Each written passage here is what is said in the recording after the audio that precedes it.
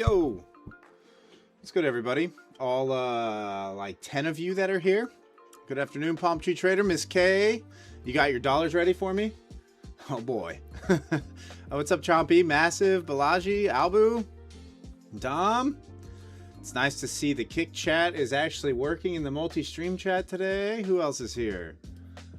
Warriors. Yeah, it looks like I got everybody. Phantom Panic, how we doing, guys? Light start to the stream today. Obviously, we had a little retracement of Friday's downside, as to be expected. We did come right back up into that daily 20 SMA that I was talking about last night on stream as a possible topside target over the next session. We've kind of fallen back to that 500 area. I'm almost contemplating a long position here. I am up a little over 1500 on the day today. I went and worked out after my last trade, got out. I was long from 400 or so, and I got out at like 650 on that initial surge. So yeah, your ball busters here. What's up, Izzy? How are you? But we'll see what happens. I could also see a move back down to this area, that 350, 370 area. That was my key level for today. So if we lose this 500 level, in fact, I'm going to go ahead and give it a shot here. I'm going to go ahead and enter a 1 micro long, I think, and see if we can get that move back up towards that daily 20. We don't really have any signs of exhaustion in the selling just yet, but I like that pullback area for another pump. Probably back up into at least 640, 650. As long as this area continues to hold, I'll add into it. Below, we'll say 450, I'm going to have to cut this. So this is not a high probability setup, but it is the trade that I'm seeing right now. Is back to the top side. Buyers have kind of been in control. Once again, just another short trap with the massive downside day. So I will look to add into this as long as this level holds here at 500. So I'll give it about 50 points of room to the downside, but that's the trade that I'm seeing right now. Looks like Mason's been a member for 14 months. What's up, Spaces? How are you? How's everybody trading today? How's everybody getting on? I know a lot of people after the massive downside day were probably expecting a little continuation to the downside. I honestly, with CPI coming up and FOMC coming up, I believe next week maybe is FOMC. And then obviously we've got June contract expiration at later in the month as well. Buyers were in control for the majority of this contract. I'm kind of expecting them to push price, or at least hold price where it's at. Probably push price back above 30K before we would get a sell-off, if it's going to happen. So I'm going to be looking to buy dips until back above, we'll say like 30,200 on the higher time frames. So we'll say back up in here would be the next spot that I would start to look for shorts. I'm expecting a lot of this downside to be retraced. And that's just my opinion. Hey, what's up, T-Bot? How are you? Daily candle will be red at the end of the day. I don't know. I don't know, brother. I don't know. We'll see. We'll see. I'm expecting a move back up towards 600. Whether we get that or not, I don't know. We could sweep. We could sweep back down below.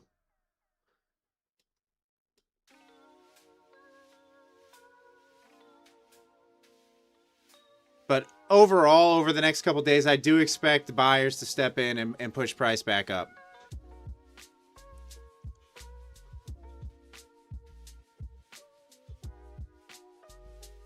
I could be wrong, but that's what a non-negotiable output. Okay. That is what I expect. I mean, you can look at what's happened on this June contract. Buyers have clearly been in control. On the DOM right now, we've got the bigger targets to the upside. I honestly, I wouldn't be surprised at all if we get another test of that daily 20 SMA up there at 760. Wouldn't be surprised. What's up, Bruno? How are ya?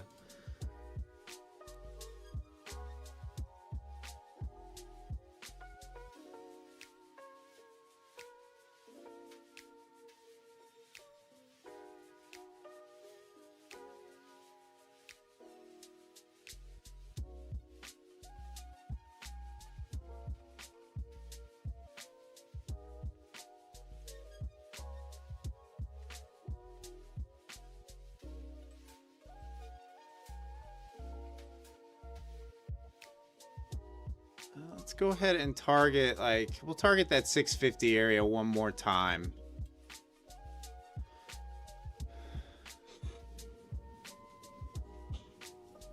But I don't think we see a new low on the session. I don't think we see below 350. And if it is below 350, it's probably just a quick sweep. I can see us closing out today around that 29,500 level.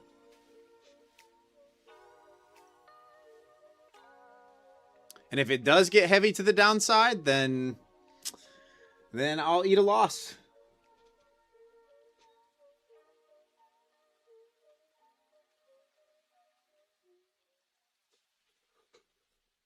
But welcome everybody. Let's see, what account are we giving away today? I think we're giving away a 25K Pro Lucid eval today on stream. Marbles race later in the session.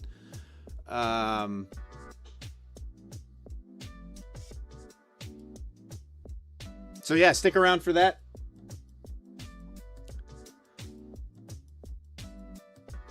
I went and worked out before the stream today, so I'm catching up to the charts right now. But I do like this 500 area to hold for a possible bounce, for a move back up. So that's why I'm in with small size right now. I'll add if it looks like we're going to keep holding.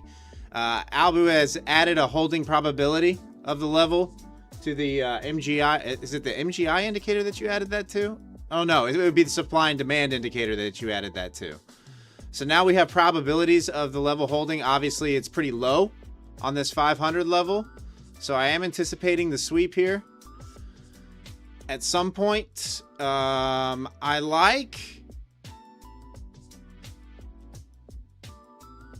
mean, I'm almost willing to give this back down to 420. You know, that opening range low. I know that's a lot, and it seems like a lot, but that's why I'm only in with one micro.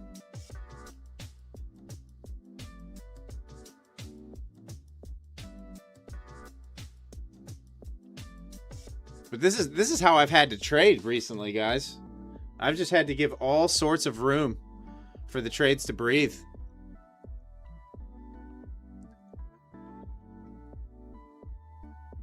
The 40, 50 point snaps instantly are not it. Not it when you're trading with any kind of size.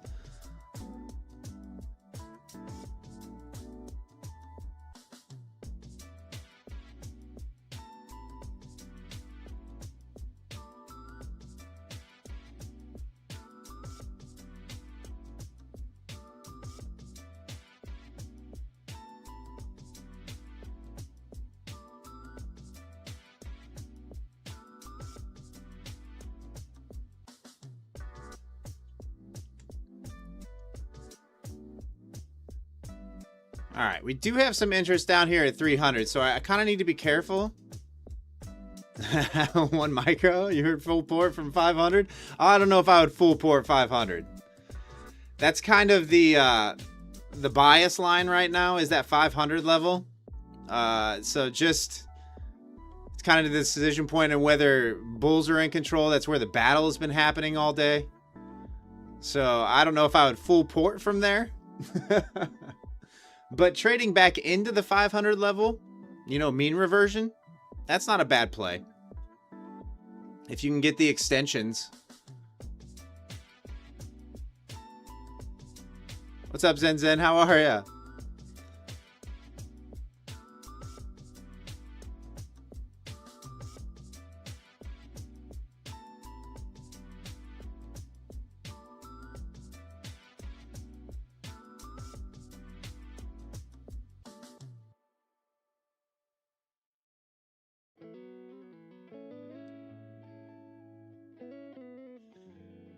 Provider for jams. The holding percentage is a new thing.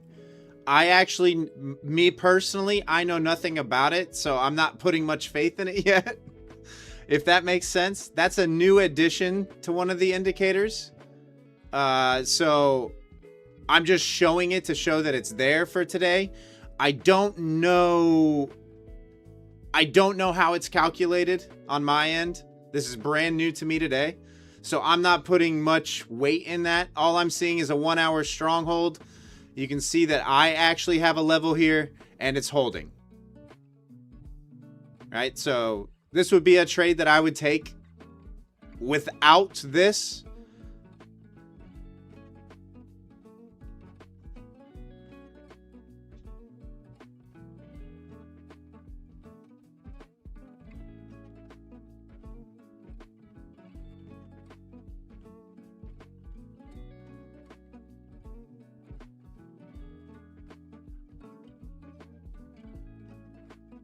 You know, trend has been to the top side today.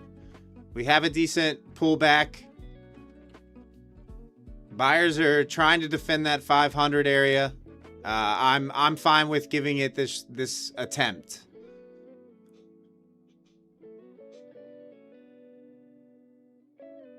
It uses price, volume, and delta. Okay.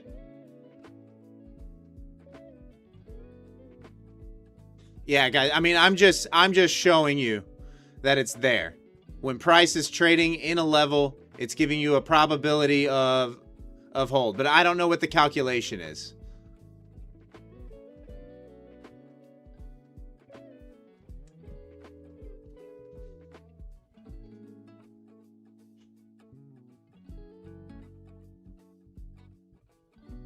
Provider for jams, not publicly available yet. But yes, I personally have a guide. I have a guide for everything.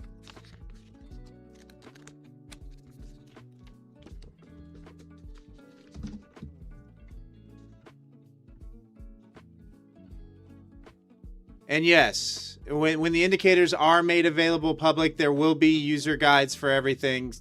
We're not going to include, obviously, how things are calculated. That will remain proprietary, so that will not be public information. But there will be user guides and a general idea about what has gone into the indicators themselves.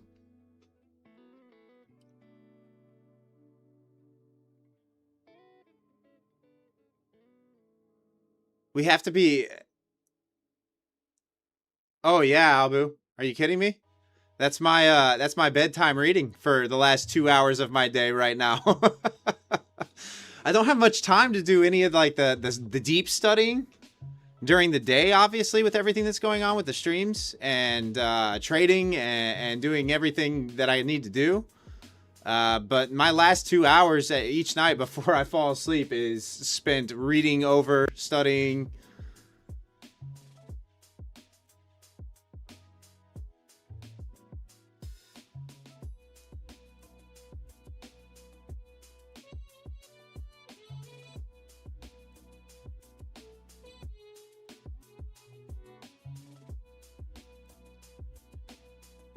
Yeah, it's kind of funny, Al, because Mason was like, well, you can just read it on your phone. I'm like, this is so much better than reading it on your phone. Are any of you guys like, do you prefer reading off of paper, like when you read books, or do you prefer like ebooks? I prefer hard copies.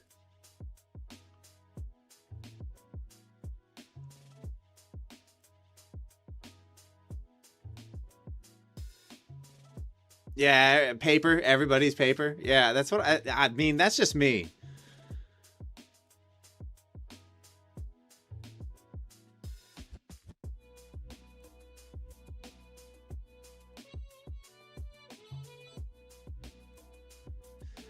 Provided for jams. How do I use levels? Okay, so there's two entries that I look for at levels, right? I look for wick and reclaims.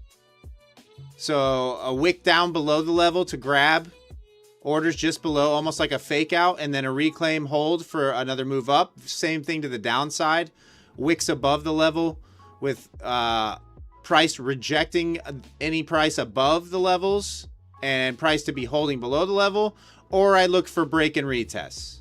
You know, something like this, where you have a nice convictive move to the top side through the level, the pullback into the level, and the hold for support with the entry at the top side of the zone, right? Targeting next level to the top side. So bear flag, bull flag setups for all the chart pattern traders out there.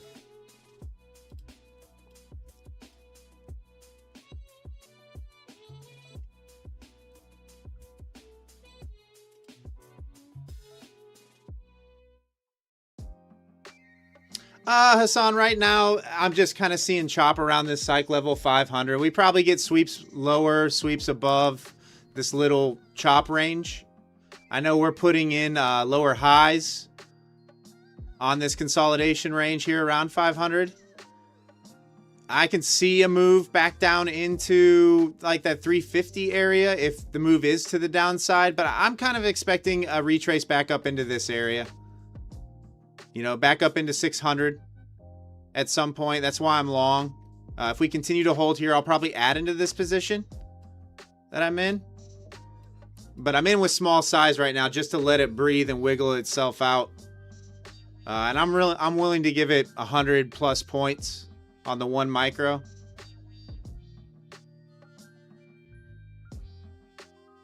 So does different time frames can conflict with decision making? Not really. You know, what you guys can't see is behind that chat box, there's a 15-minute chart. And then I have a daily chart in the bottom right behind my camera on the monitor that's being shown on screen. So, I have all that there and I'm seeing it. And then on my higher time frame chart, I have hourly charts of every ticker. So I'm getting an overall view of what the market is doing as a whole. Like if ES is coming into a higher time frame level and NQ's trading, I'm watching it. I'm looking at it. So I know what's going on. And I'm generally trend continuation is what I try to be in the majority of the time, rather than mean reversions trying to catch tops and bottoms. You know, mean reversions, you're almost, it's counterintuitive for me. So like I said on the break and retest, you're trying to catch this little move here, right? Instead of catching this move. So I'm a trend continuation trader. Other people really are successful being mean reversion.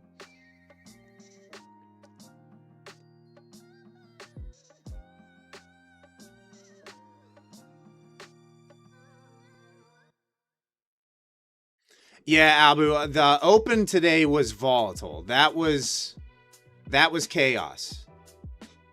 That was pure chaos.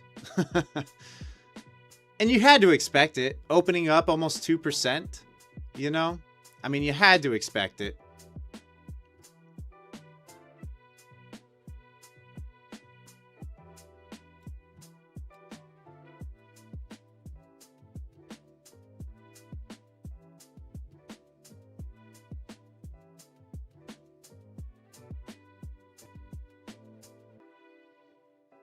I don't know if we're going to get the return to settlement today, guys. There's a huge gap all the way back down to 29K below that 350 area. I don't know. I can see price pulling back to that 350 area, but I don't know that we get the return to settlement. So I honestly think we might even close right here at 500.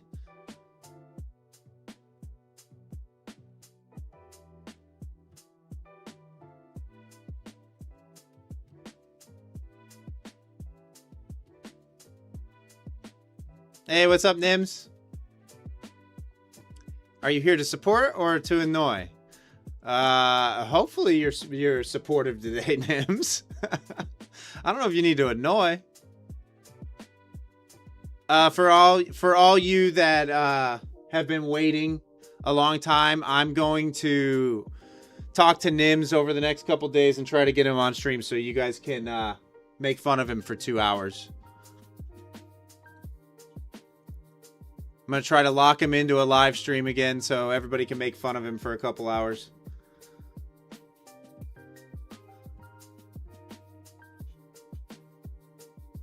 All right, if you haven't yet, smash that thumbs up button for me if you could. We've got roughly 60 people watching right now.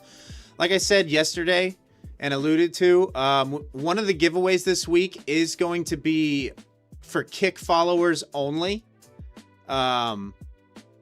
So you will need to be on Kick when we're doing that giveaway. It might not be a YouTube live stream. When I do that, we might just only stream on Kick. We haven't figured everything out just yet, but just know that that is coming up over the next couple days. So we will have a Kick only giveaway. So thank you. We are over 100 followers on Kick now, which is really, really nice to see. Bald Nims? Nah, Nims has a full head of hair. I don't think Nims is going bald anytime soon.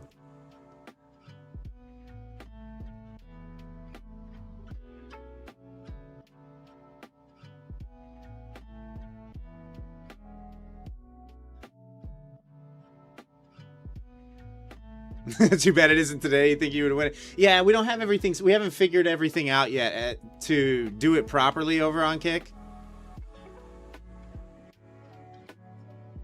Because I have a feeling what I'm going to have to do is I'm going to have to not stream on YouTube that day and only stream on Kick.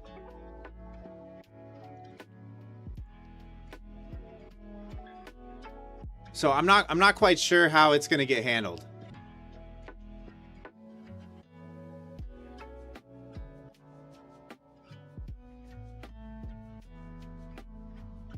Yeah, you'll go to Turkey before you go bald. You gonna go get a hair transplant, Nims? I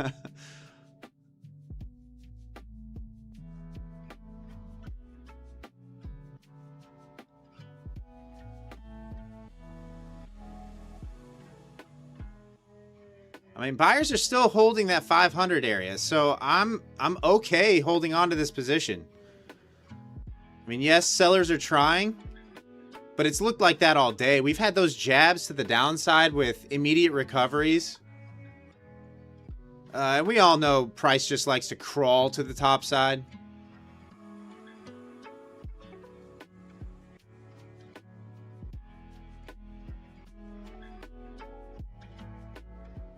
Just hand out gifts randomly every 5 minutes to the Kick viewers. Yeah, I mean, Kick, I agree with everybody that views on Kick. It's a better viewing experience. There's less stream lag, better image quality. It's a better overall streaming platform, I think. Hey, what's up, Mahmood? How are you? My sizing screams confidence. Oh, I'm not confident in anything for the rest of today's session, Nims.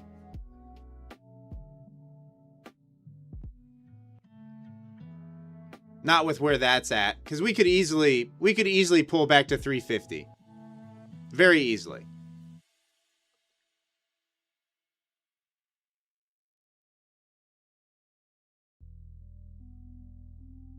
But I do like the move back to the top side overall. So I'll be looking to buy longs until we retrade 30K. 30,200 really would be my... would probably be where I would start questioning my bias. But I'm biased to back above 30K. Long.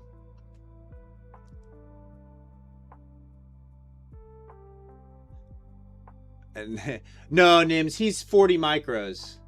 He's 40 micros. He's not 40 minis. He's 40 micros. He's been trading micros.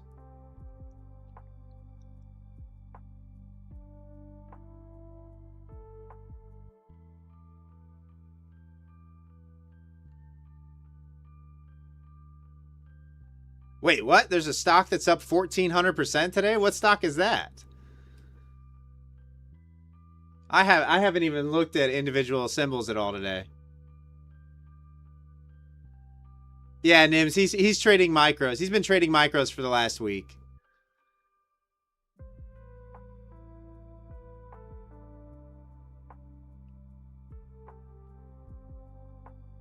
All right, there's that move we were looking for. The pump off that 500 level.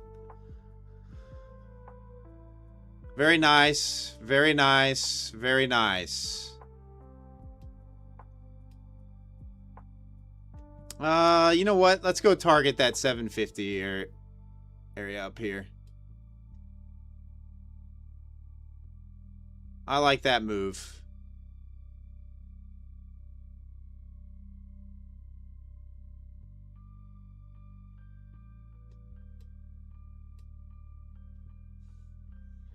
So we're going for another 200 plus points here on this trade. We're sitting just below 2% up on the NAS overall right now.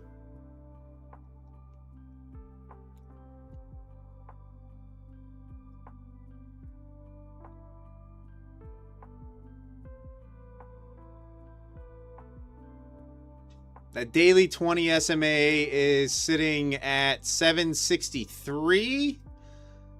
So that's kind of why I'm targeting that. These topside wicks, we didn't quite get there on that first surge out of the buyers. So I'm expecting another push out of the buy side here. Probably for the next, I don't know, 30 minutes at least. And then we might have a little bit of downside. Oh, nice, Tim.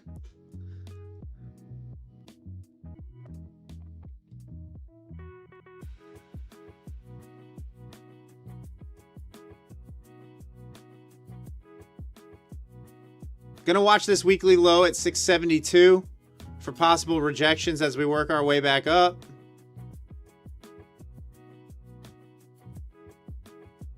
A little bit of 1,000 points downside. Oh, I don't know. The volatility's been wild. The volatility's been... Martin, you wish you bought the open? Psh, I wish I would have held on to my long entries from last night's stream, guys. I'll be honest with you. I should have just held those long entries all night.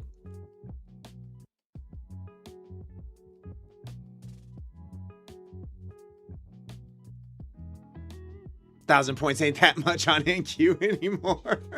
I know it's wild to say that. It's wild to say that, but it's the truth.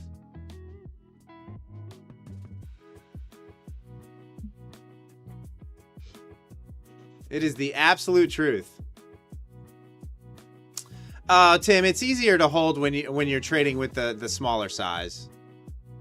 It's a lot easier to hold. This is how I used to trade with minis, guys. For those of you that haven't been around for a couple years, this is how I used to trade with minis. So my P&L on my accounts isn't growing like it used to. Like, I'm not making as much this year as I did last year at this time. Let's put it that way. Or the year prior.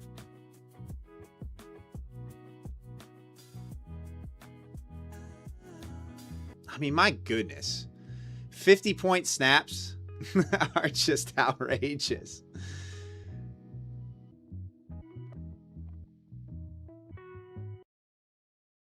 Oh, your trade was 1 micro, Tim? Yeah, it just comes with practice.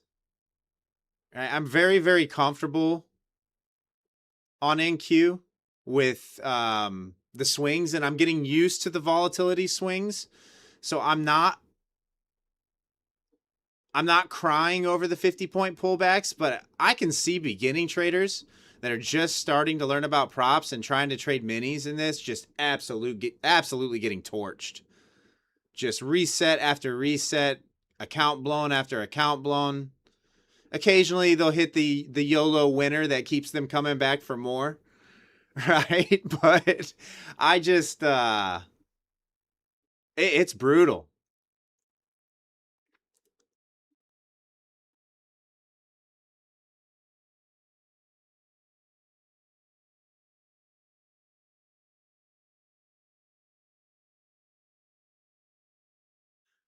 All right, let's see if I get wicked out on this trade. INO holdings are up. Oh, someone mentioned that earlier. and still negative 25% over the last 3 months. Was there a headline?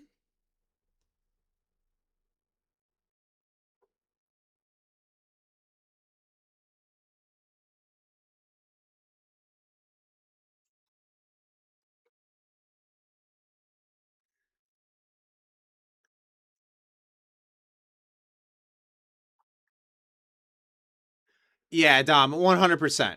100%. Being comfortable holding into pullbacks is probably the most difficult hurdle to overcome. Right? Seeing the bigger picture, especially when you're trading props and you're trading under those tight restrictions. That's why sizing is crucial for when the market is extremely volatile. Like right there, right? I just stomached nearly 100 points of pullback, but I'm still in the trade.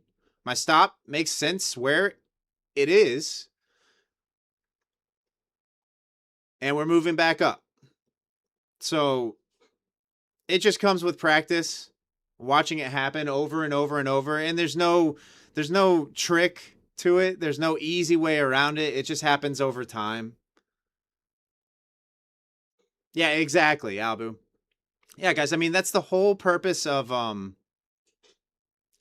lot of our tools, is to put you in the right spot to trade with appropriate size and to manage your risk appropriately. Everything is designed to protect you. All right, I got stopped out on that pullback there. But this is pretty much your guide. You know, it's telling you what you should be giving it, the amount of size you should be trading. You can adjust the settings for the account that you're trading, and it will tell you how you should be executing. It's not going to guarantee you anything. There's not going to be a guaranteed winner. You know, it's not a signal service or anything like that, but it will at least provide the framework to put you in the best opportunity to succeed.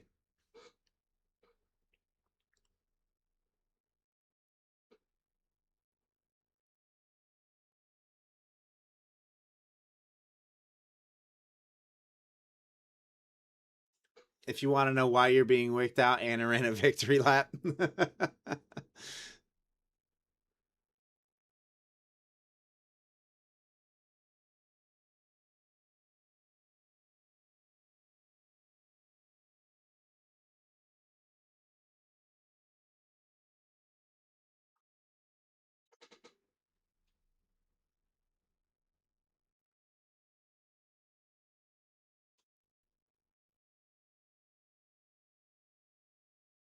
RB, what happens with your funded Lucid after 5 payouts? You'll get moved live.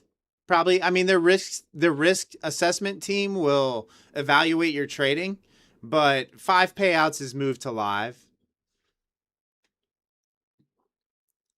Mason, turn the music back on. Wait, what? Is the music frozen? All right, here, I got you. There. All right, music's back on.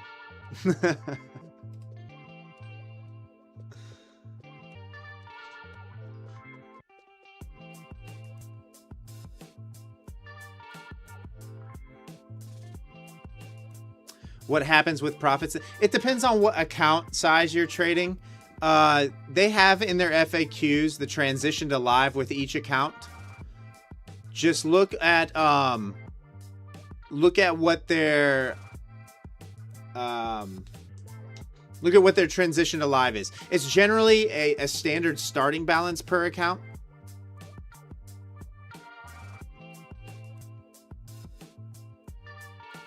So like on the 50Ks, I think it's a $2,000 starting account balance per account, but you can move 5 accounts live. I've never been live with Lucid. I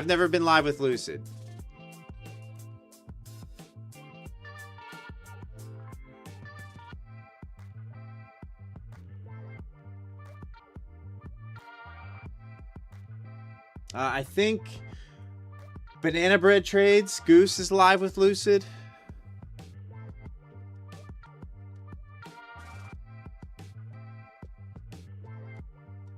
But I've never gotten past the 3rd payout on any of my funded accounts with Lucid.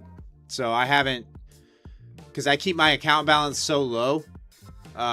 One bad day So the third payout is I end up blowing the account after that.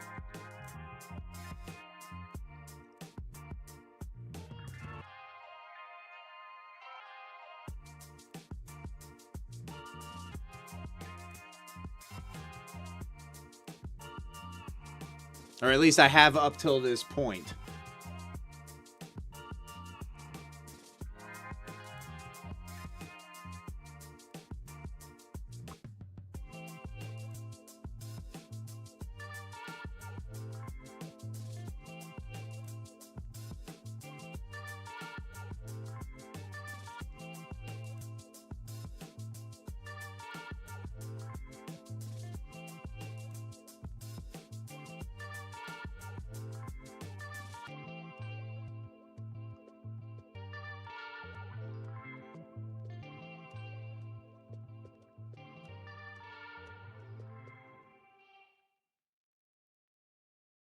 Love how retracted messages still show in Streamlabs, Kyle. Yeah, I don't see what's retracted and what's not.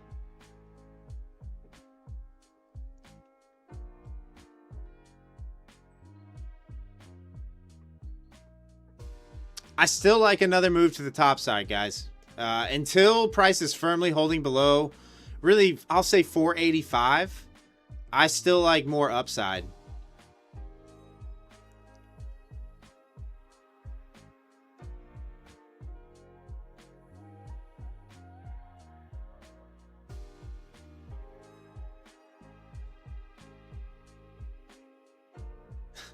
Nims, after 5 payouts, they take your family and give you a live account and take your family as collateral.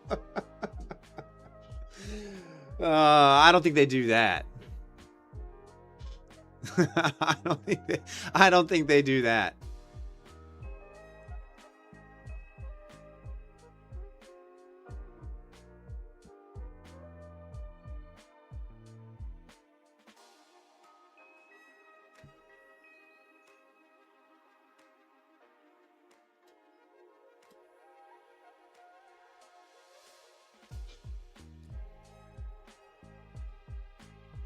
All right, coming back into 500.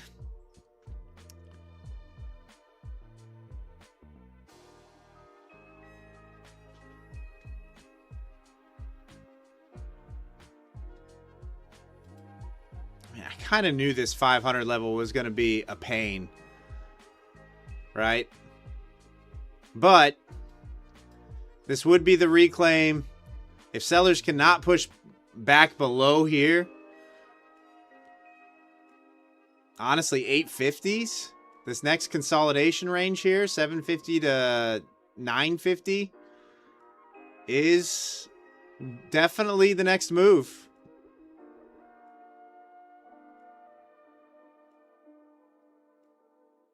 So we'll see if sellers can push back into this, into the consolidation range. But this is kind of why I'm saying I don't think we see much below here today.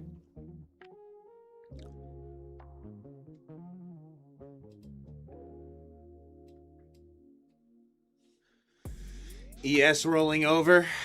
Is it though, Albu? Is it though? Or is that just what your brain is telling you you want to see happen?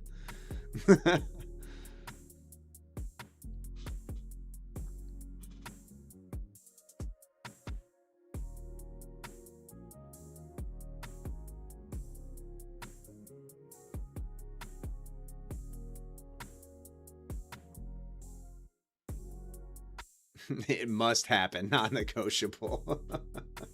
I'm not opposed to some downside. I just think sellers are going to have a real hard time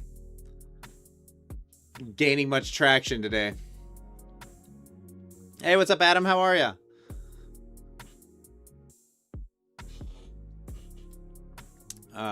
ES. Looks like that. Haven't loaded all the indicators on ES just yet, so it's a little bare. Obviously, we've got a gap down here. You're at the midpoint of the original gap currently. I can see ES bouncing from here. Got that shelf created. I can see ES holding that 74.25 area. What is this? 74.23?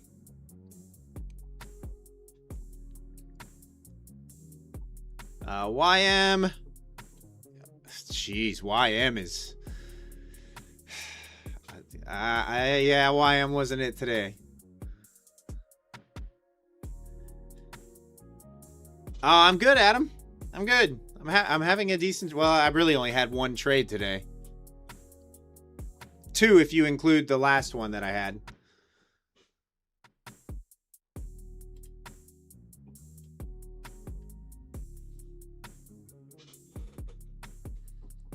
All right, we got 65 people watching on YouTube. Thanks for tuning in, guys. Man, drastically different. You guys remember the days of Globex sessions having 300 people in the streams all the time? It has definitely slowed down on my channel over the last 6 months or so.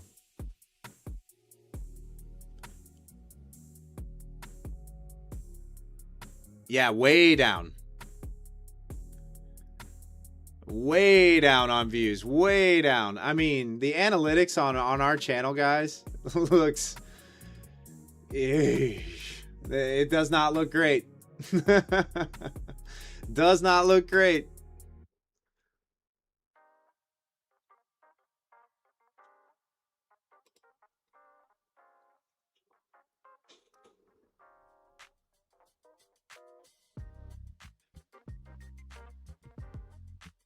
Actually, Kyle, it was last summer that where our channel was actually booming. It was last summer when we were seeing the acceleration on the channel. Or it's better this way for you? Better that my channel stays small?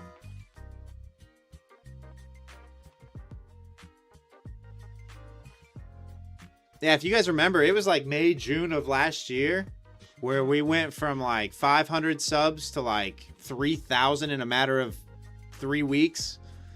The start of this year, we started at like 6,000 subscribers, and in 6 months, picked up 2,000, I think. Big Teflon, I don't need to incorporate footprints anymore. Not with our tools. Not with our tools. Zero reason. This is a much easier way to read what you would be looking for in footprints anyway. We have exhaustion, absorption. We have all that stuff incorporated. I have zero reason to use a footprint chart anymore.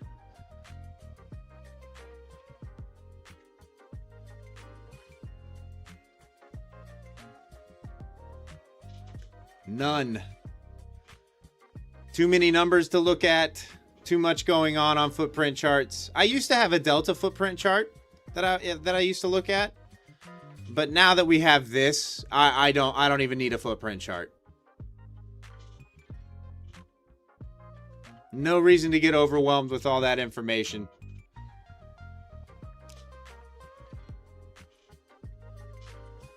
Less people is better. Less bots. Hey, what's up, Trading Game? How are you? Hey, what's up, Cade? Long time no see, Cade. How's life treating you?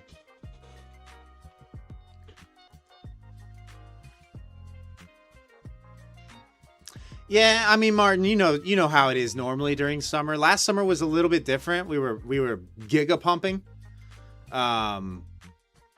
This summer, I'm not sure. After the massive move through the June expiration contract, I don't know. But generally, summer, the volume dies out a little bit. But with the market environment currently and geopolitical news, I don't know what to expect. I'll be honest with you. This summer, it's going to be a little bit different.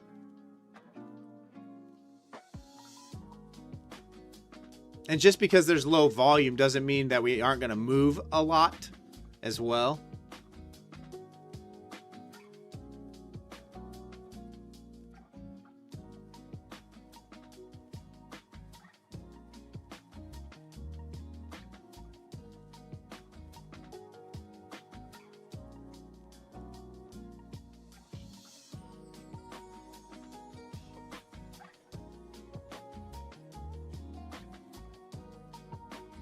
Yeah, candlestick cricket. It was. It's been a massive decline. More technical talk attract viewers, you guess?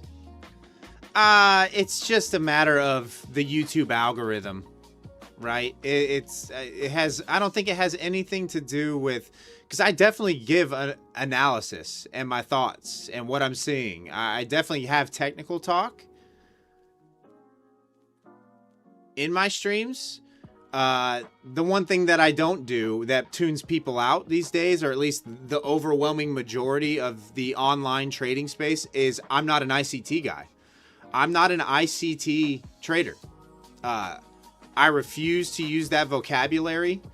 I think it overcomplicates things. If I was throwing out talking about fair value gaps and inverse fair value gaps and accumulation, manipulation, distribution, if I was throwing out that kind of terminology, for some reason people associate that vocabulary with success, and I don't know why. It's no different than any other strategy that you would. There's going to be a very few people who have formulated their own trading strategy around those concepts that are successful. So I don't understand it.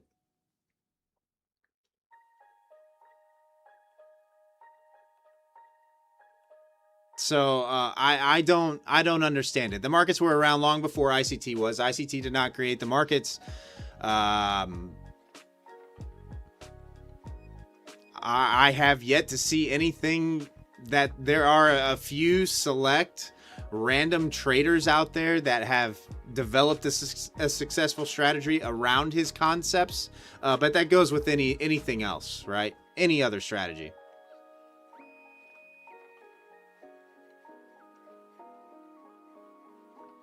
Yeah, Big Teflon. That's exactly right. Right? Like it's a trendy thing. People think because of the vocabulary that is tied to everything that it means more, that that's the best way to do things. And that's not the case. That's just not the case.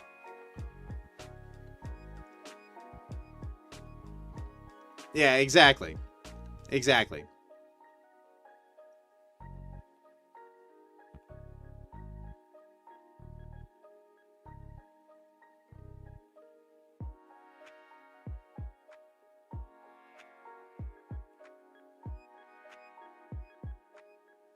Like there are lots of good strategies out there, guys. There's no one strategy that's going to work. You have to find the one that works for yourself. You know? You have to be able to spot one pattern that happens on repeat in the markets, no matter what it is, and replicate it, right? And fine-tune that entry, fine-tune your targets, and execute. That's trading in a nutshell. All our brains are going to recognize patterns differently. They're going to process information differently. So you just have to find what works for you. I think people like my trading because it is so simple, right? I'm not confusing a whole lot.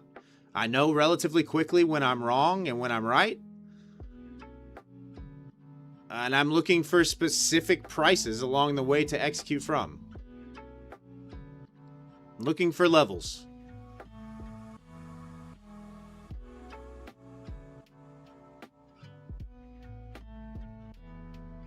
Yeah, I mean, trend lines, the same thing, right? I mean, in essence, I'm kind of trading trend lines, if you think about it, right? I see the trend lines. What were we talking about earlier? Right? Like, say you're a trend line trader. You have the pullback here on the break and retest, right? You're going to draw the little short-term downtrend line like this and wait for the pullback and the break back above the trend line. Virtually an identical entry. It's just I'm in a little bit sooner because I know where the level is. But it's not that much difference. You know, maybe 20 points here in difference on the entries. You know, whereas ICT traders are looking at, oh, we've got a 5-minute fair value gap, right? But guess what? You never got in. You never got in. But these happen all over the place, right? It happens literally all over the place. And what I've found in like learning about those kind of entries is I'm often in a lot sooner. I'm often in a lot sooner than they are.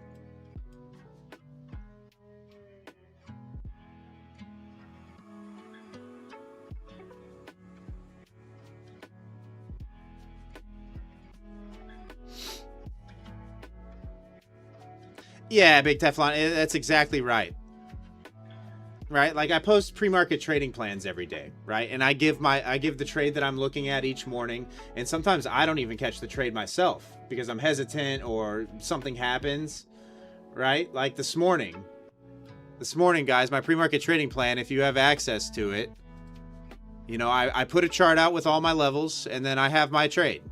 I point out a key level, a level that I'm looking to execute from, my long entry with my long targets, my short entry with my short targets. Right? Obviously, the entire long side played out today if you were patient enough to wait for it and only took that trade. Right? You come back to the charts. Come back to the charts. Here's open. Down into the level. 350. Bounce. Hold. Long entry from 370, and you caught that whole move. Hey, thanks for the sub, Toby. Appreciate you. But it's just all a matter of what you can easily recognize.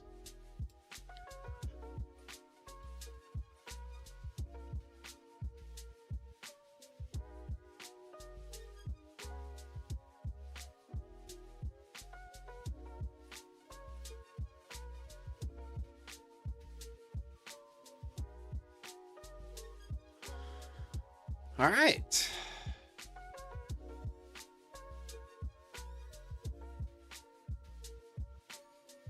People who diss trading concepts are probably not consistently profitable.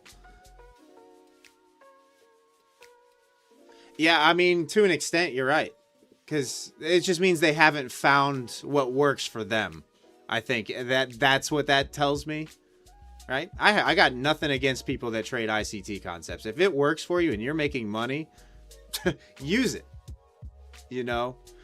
But don't treat it as it's the holy grail. Is what I'm saying. Is my point. That is not the roadmap to profitability. You have to find that for yourself. Each trader does.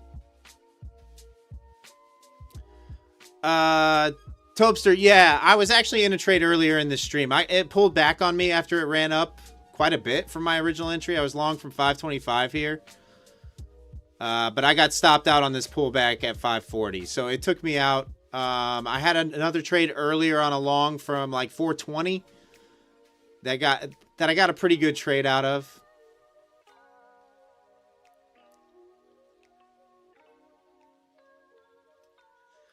Yeah, Martin. I mean, the best traders go through months a lot of times where they're red.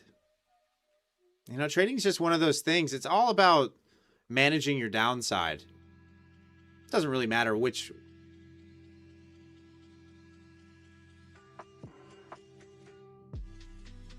Deuces, are members going to get rewards? What do you mean, Deuces? What do you mean by rewards?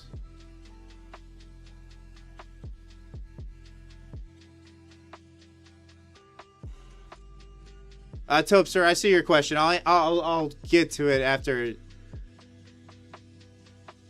NQ managed your downside today, Phoenix. Oh, jeez.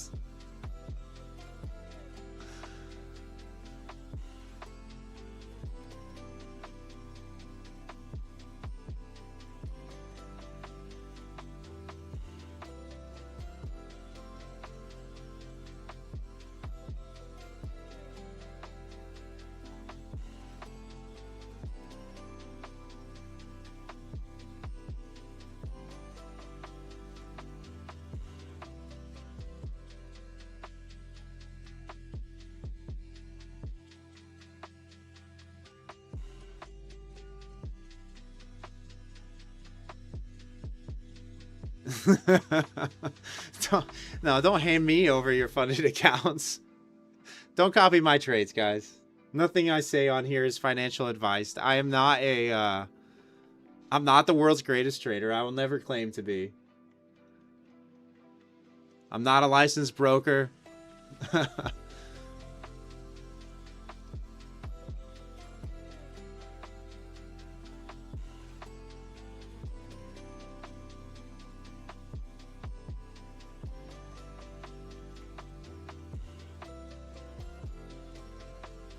No, the perk of the channel memberships is every morning you'll get my pre-market trading plan on NQ.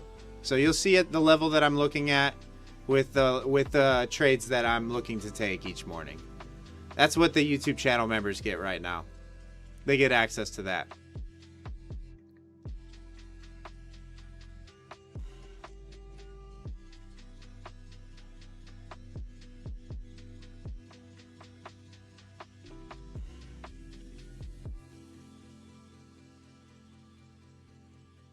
We are just kind of chopping up between 500 and 600 here, aren't we?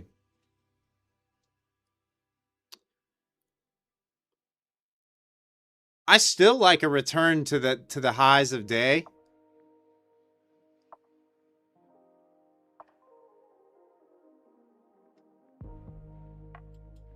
All right, new hourly candle.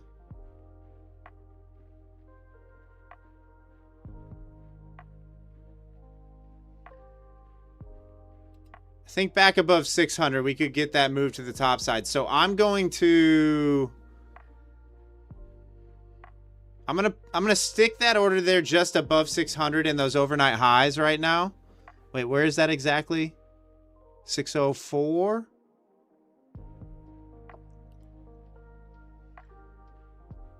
Because if we get back above overnight highs, I can see a move back up into that daily 20 SMA. We're holding that support zone for now.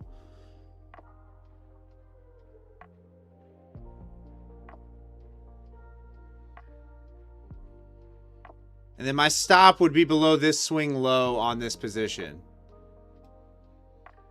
And then back above this 670 area would be a nice add if we start holding above there, back up into 750 to 800. And we'll see if buyers want to extend a little bit back above and reclaim that daily 20 SMA. I'm just not sure how high up we're going to get on the session today. But I can see a 3% move back to the top side.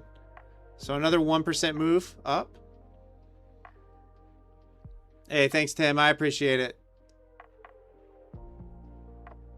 All right. Where was Topster at? Topster, can you break down why I entered? Yeah, so you're talking about the stream trade or my morning session trade? Which trade would you like me to break down?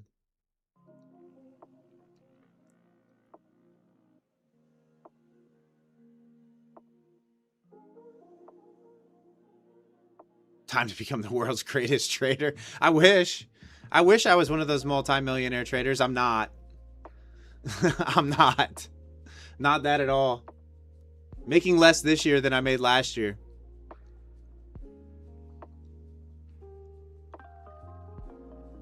But I'm also not one of those traders that's risking it all on every trade. Clearly.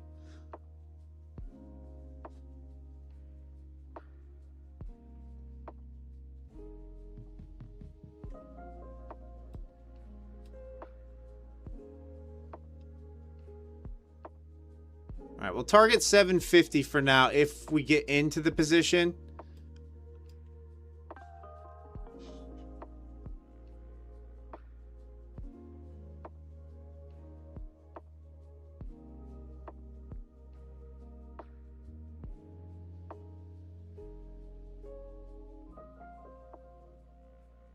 Don't like how slow it's moving all of a sudden.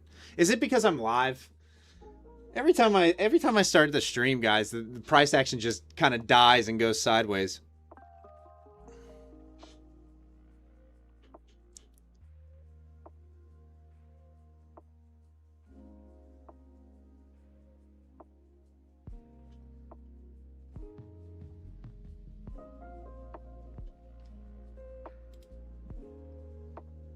Is my chat not working? Like, what is going on? I don't even see half of these. The multi-stream chat on Streamlabs needs some updating. Big time. Big time. It's because I haven't done marbles yet. Yeah, I see it, Kyle. I see your test chat. Alright, there we go. Alright, it seems to be working. But I can click over to the YouTube chat and see messages that I can't see on my multi-stream chat.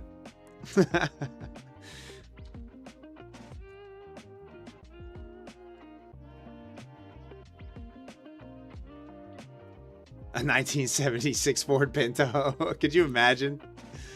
Could you imagine?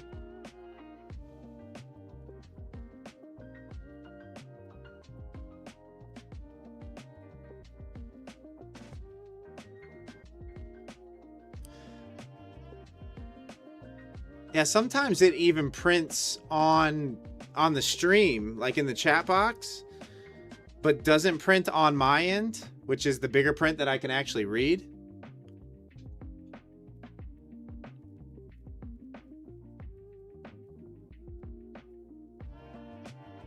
The only Pintos you like are beans.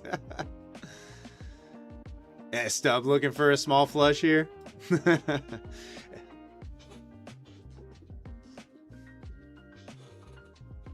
Oh, S-Dub, I hope you capitalized on Friday, by the way. I know you love shorting the market. You're always looking for those shorts. I hope you capitalized on Friday.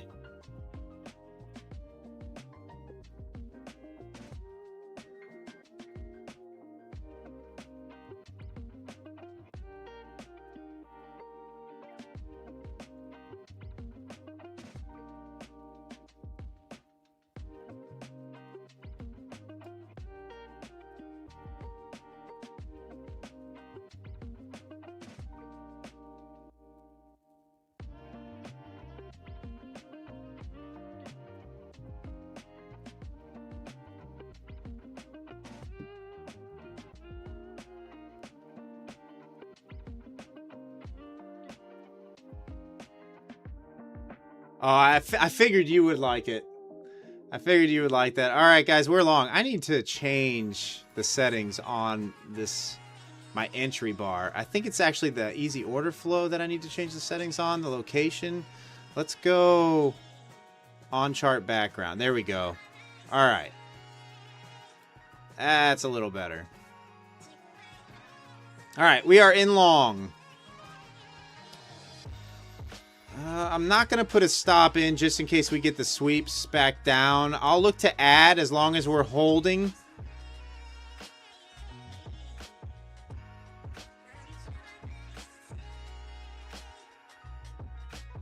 Big Teflon, this is DOM surface, so it's similar to Bookmap. So it's just a visual representation of the DOM. You've got aggressive buyers and sellers over here on the left, indicated by the red and green bubbles. And then you've got the passive buyers and sellers, i.e. limit orders, resting on the books right here. So you can see if I zoom in, you can actually see how many orders are sitting at each price.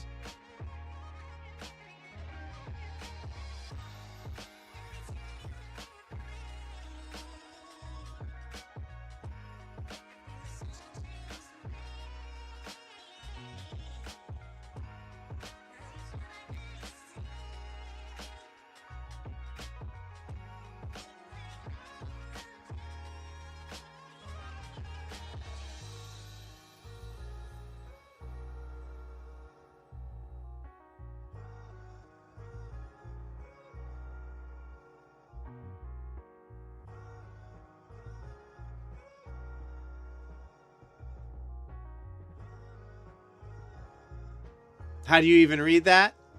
Okay, so what I used to just make it really simple for myself. If price was trading up into a level, you can kind of see what's going on there here as well.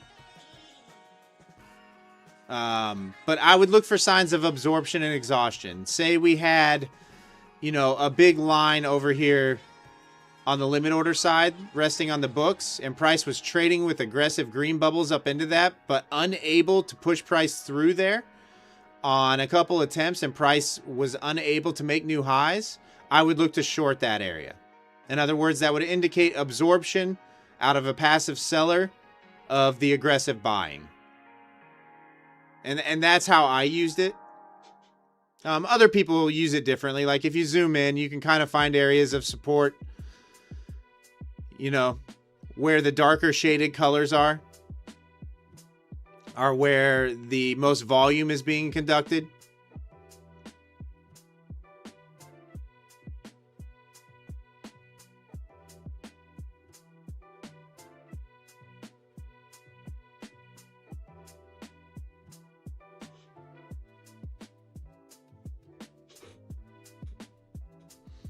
Nims, has the marbles race happened yet? No, the marbles race hasn't happened yet.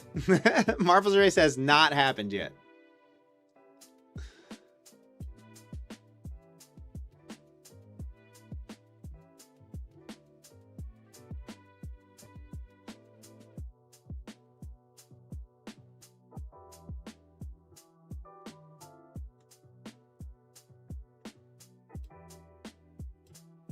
All right, still holding above.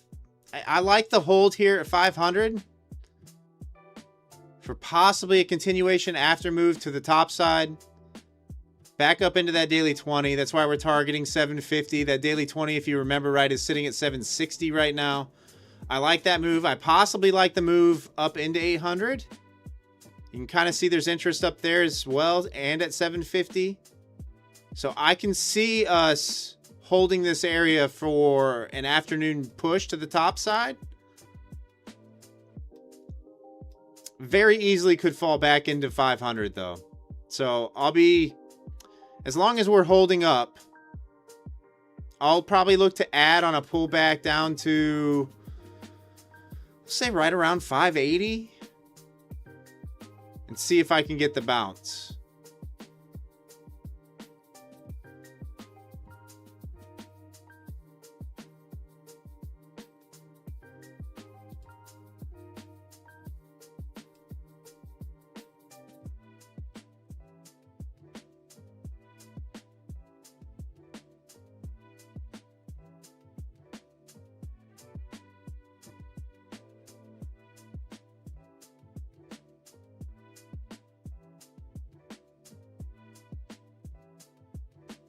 All right, we are 2 micros long now.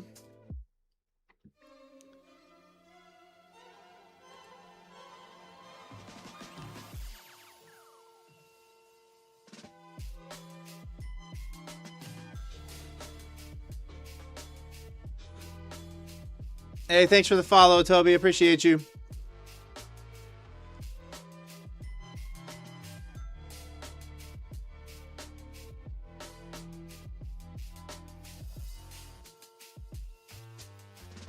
Gonna have to be careful. I don't know that I want anything back below the regular trading hours open.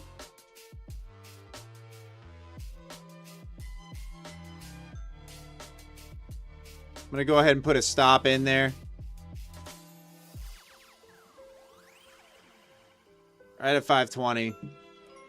So we'll risk about $300 on the 2 micro position. And if it rolls back towards the top side, after this move exhausts a little bit, I might add a 3rd contract. Otherwise, I'll just take this stop out below 520.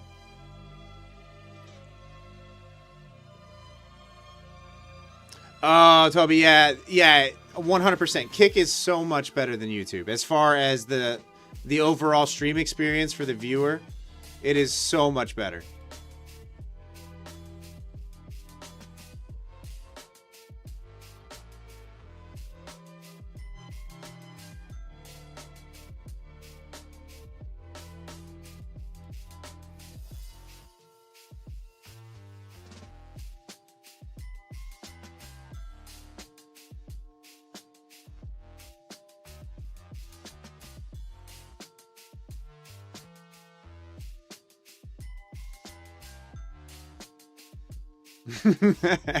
Everyone's saying we need downside. Everyone's like, come on, we need more downside. I mean, shorts are trapped. Shorts are trapped from last night. They're trapped right now. 100%. So we could squeeze into the close as well.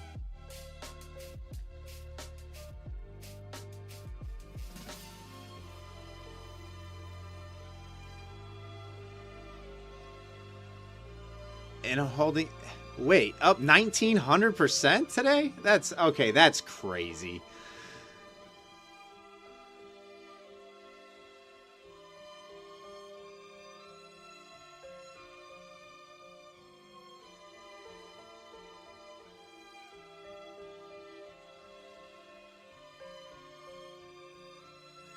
Yeah, Angie, I'm long right now. It's not looking great. Not currently. We'll see, though.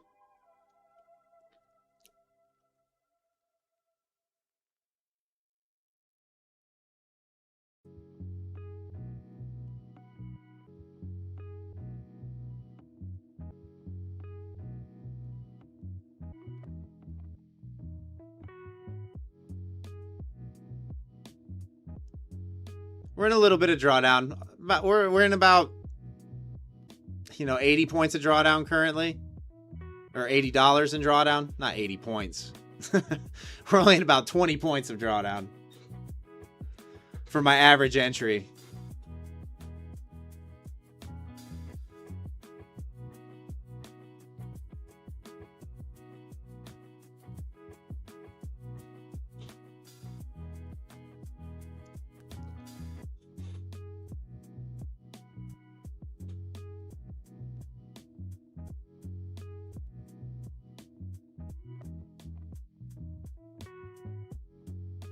Toby, why did I enter here?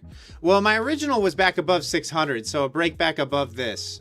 We've got some orders resting up at 750 to 800 on the DOM, on the books. You can see the daily 20 SMA is up there at 762. Buyers have been in control all day. Trend continuation. Key level 500 held on this. So I'm kind of anticipating a move back up.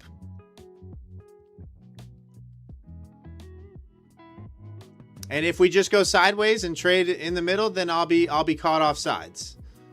That's why I'm not in with a lot of size right now. I'm going to let it breathe, let it play out. But buyers have been in control today. Sellers were not able to push strongly back below 500 yet. So I'm kind of anticipating that we might need to explore price a little bit higher first.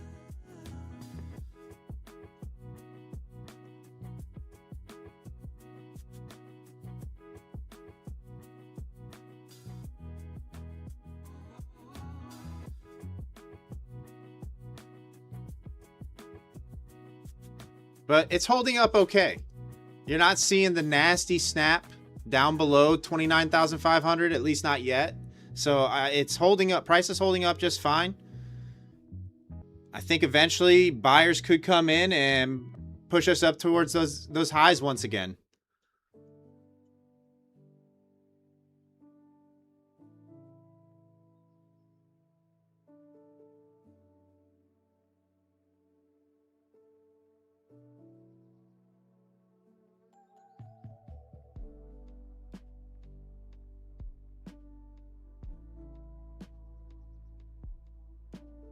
Toby, what's the indicator with the bubble tell you?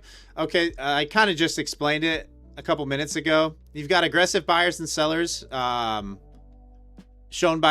by the bubbles. The bigger the bubble, the more the volume. And then you've got passive buyers and sellers. In other words, limit orders on the books, on the symbol. And that's pretty much what it tells me. It's just what's going on in real time.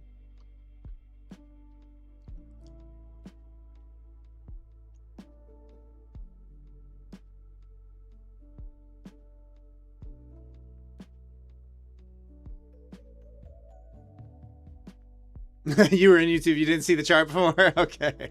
It's all good.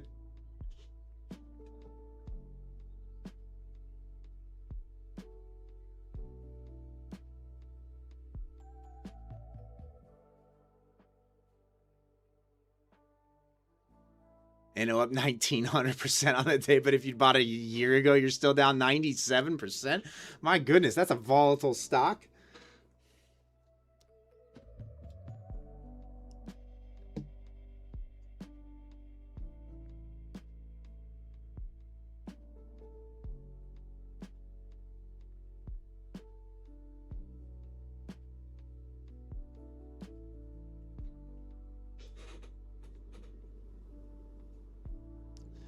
Chief Jim. Well, welcome to the channel first and foremost. Glad to have you here. Yeah, so Monday through Thursdays, I live stream 1 to 3 p.m. Eastern Standard. And then on Sundays, I do the Globex Open at 6 p.m. Eastern Standard, which, by the way, guys, I heard Rocket Scooter's now going to be doing 5-hour live streams during Globex session.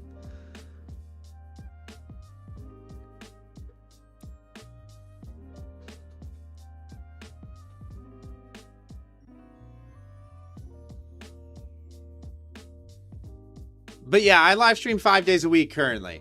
So 1 to 3 p.m. Monday through Thursdays, Eastern Standard. And then Sunday nights, 6 p.m. Eastern Standard is when I go live.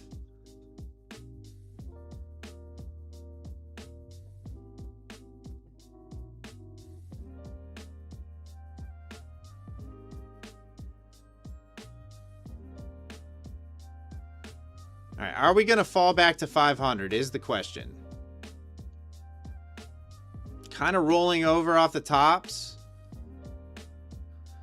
Albu, we haven't figured it out.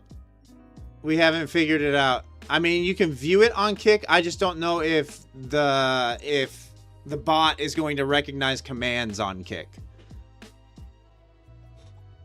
No, Nims, 19,500 is, I mean, that's a dream.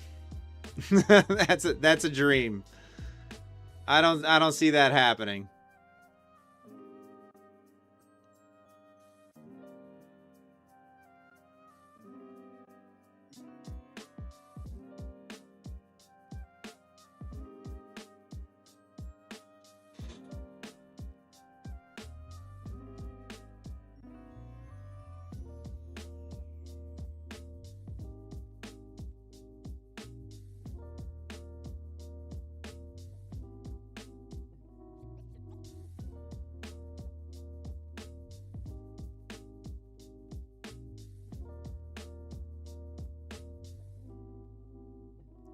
I mean, price is still holding. So I don't have any reason to get out of this trade really until I get stopped out.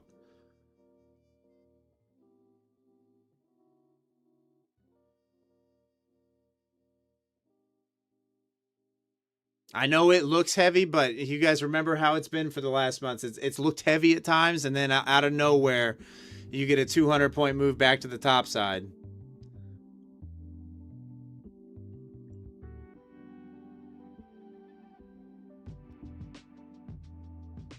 Asia is almost cleaner to trade. I don't know about that. I have come to realize that I am not good during Asia session. I'm just not a good Asia session trader. I think RTH is easier to read.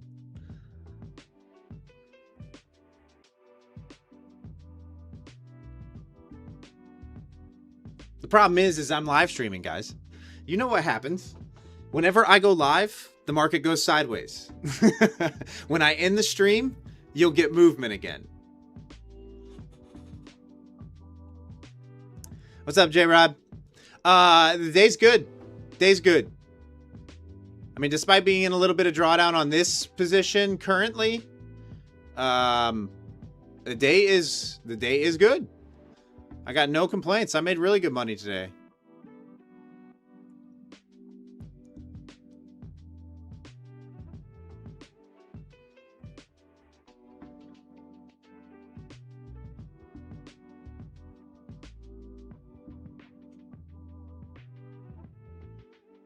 Yeah, when I have a $1,500, just under $1,500 day, trading micro contracts, that's a good day. that's a good day.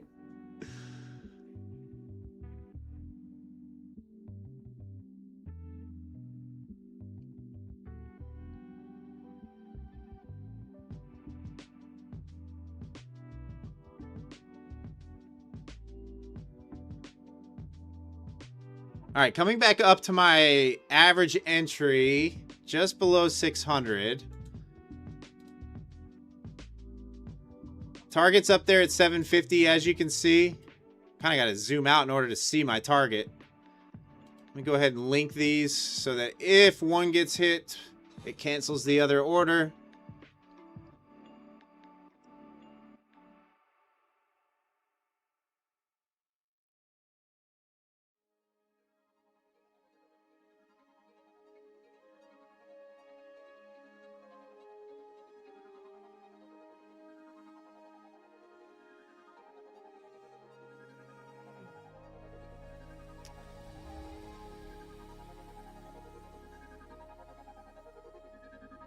Yeah, we'll see. We'll see if it pulls back at some point. I honestly don't think buyers are going to let the sellers get out of jail on this, at least on this session. So I feel like it honestly could be a squeeze to the top side to end out today. Maybe make a 3% move on NQ back to the top side, retrace a lot of that move from Friday. And that's just my opinion. I don't know what's going to happen.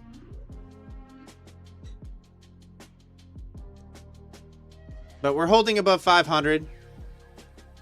Toby, a little over 5 years now is how long I've been trading.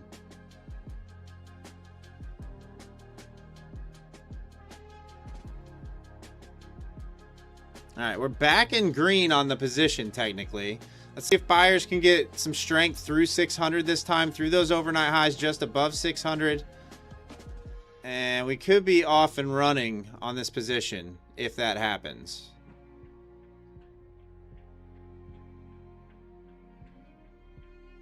Because honestly, if we don't, we might be looking at a 500 to 600 range for the rest of the day today.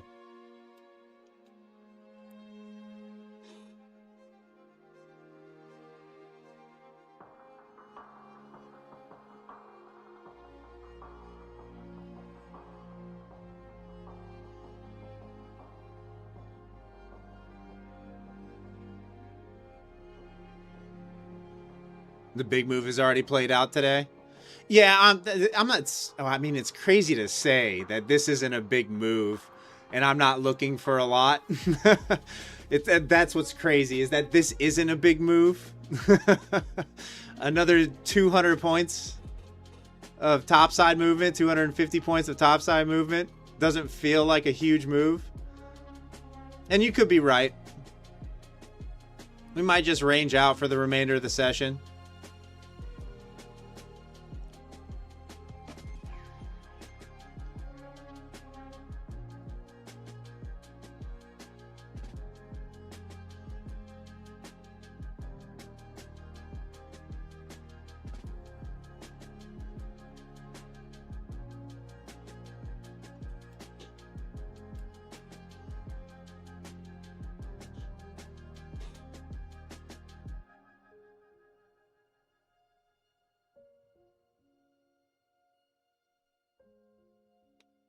See, what time is it? It's almost 2:30 Eastern.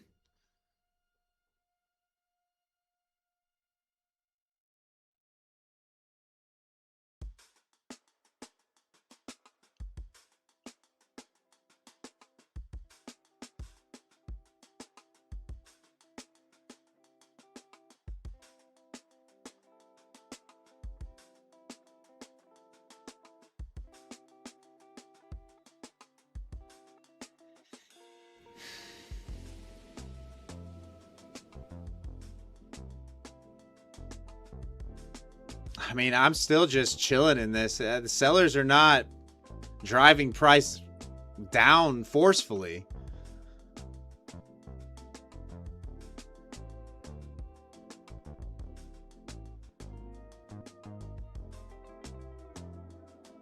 Let's see if buyers can push through 600 on this next attempt.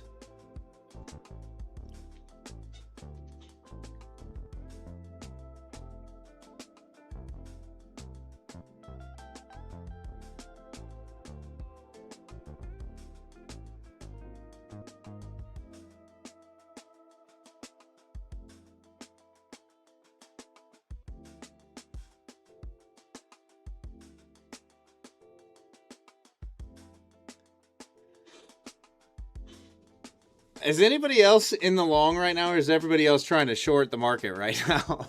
I'm curious.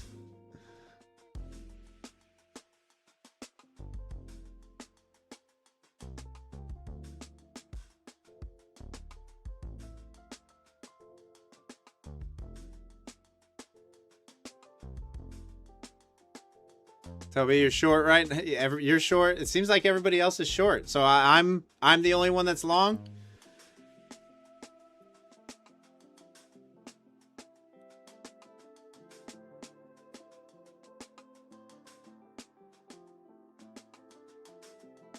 I mean, think about trying to flip in and out of positions around this level. I mean, how many traders are getting chopped up right now between 570 and 600, you know? Dom, you're long with me? Had to be? Yeah, I mean, I expect this high to get tested again at some point.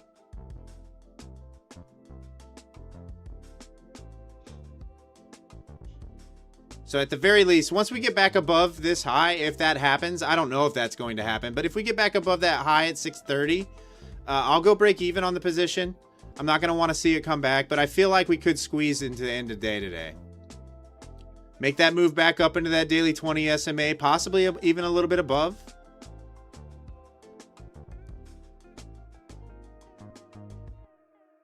But I'd like to see follow through on this push. Push back up towards 650. Get back above 630.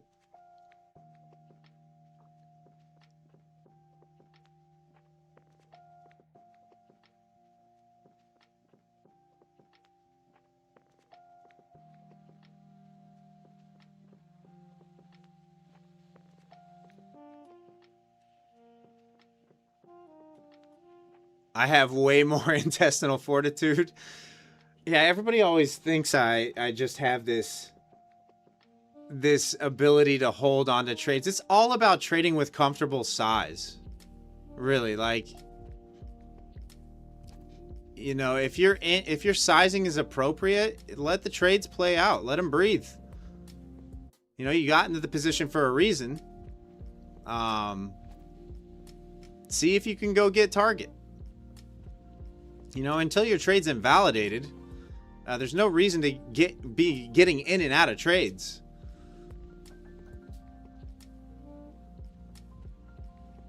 Do I think being a wheelchair has helped my trading?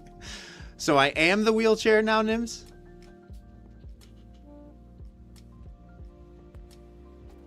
Yeah, Dom, you'll just have to start allowing things to actually play out.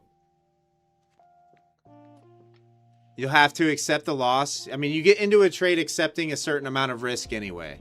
So why not actually let it see if you were right or not? I mean, that's the only way you're ever going to get a good, accurate reading on your analytics on the back end anyway, is just to let you get into a trade, you assume a certain amount of risk, and set your target, set an appropriate target initially, you know, not anything massive.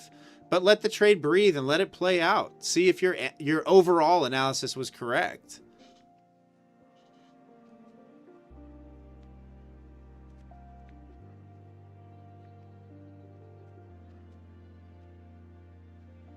You know, and when it moves a reasonable amount away from your entry and you're in profits, there's no reason to go break even at that.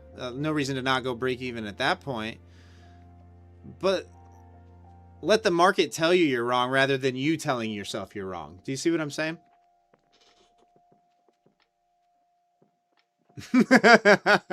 Yeah, Nims, of course I say different about your position, brother.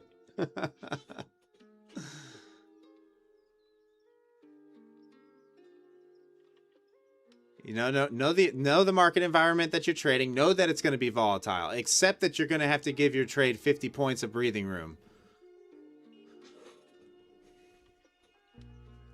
You know, especially for the bigger targets. Obviously, that's a little bit different if you're only trying to scalp out 10 points or whatever. You're obviously not going to give your trade 50 points of breathing room for a 10-point profit.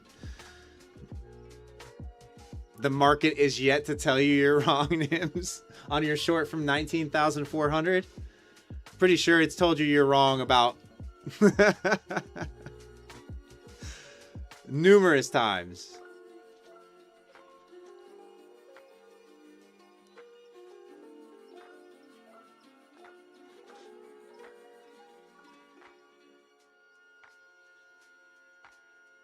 All right, how many people we got in the stream right now? We got about 80 people in the stream currently.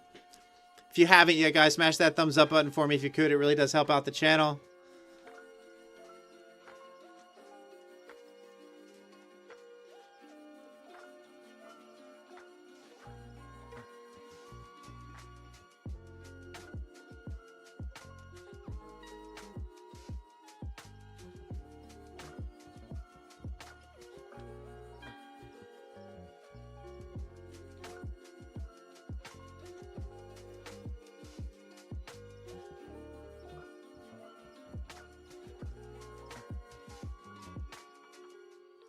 Nims, are we on the YM? Yeah, it's pretty slow. I mean, the YM today, really moving really slow. Right around that 51K psych level, just kind of meandering either side of it.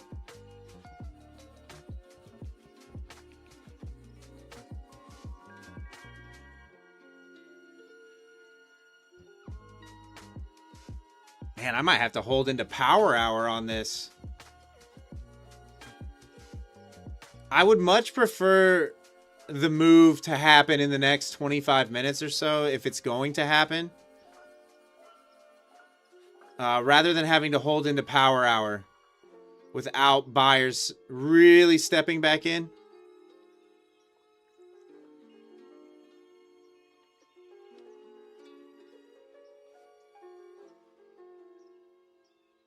Like I said, we haven't traded that 630 high. What is that? 620, 635, 630? These highs is what I'm going to be watching. I think that gets traded at some point. And whether we get the look above and fail back into range, or whether we get the follow through with the move to the top side, that will be my decision factor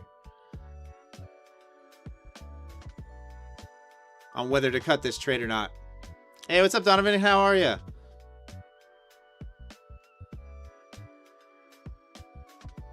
Yo, this is just straight chop.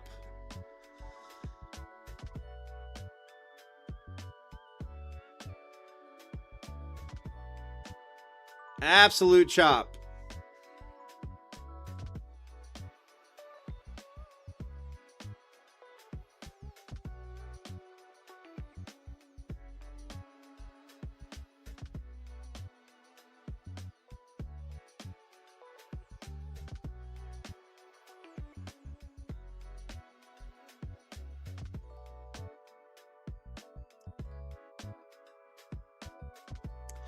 Hey, what's up, ET? How are you?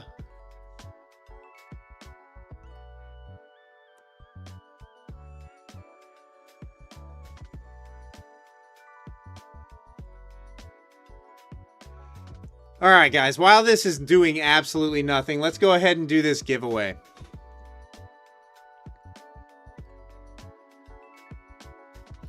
No, Toby, because, right, I'm still seeing the bigger passive orders on the DOM to the top side right now. Now, does that mean that price is going to travel up there, or that I'm not going to take a loss here? No, definitely not.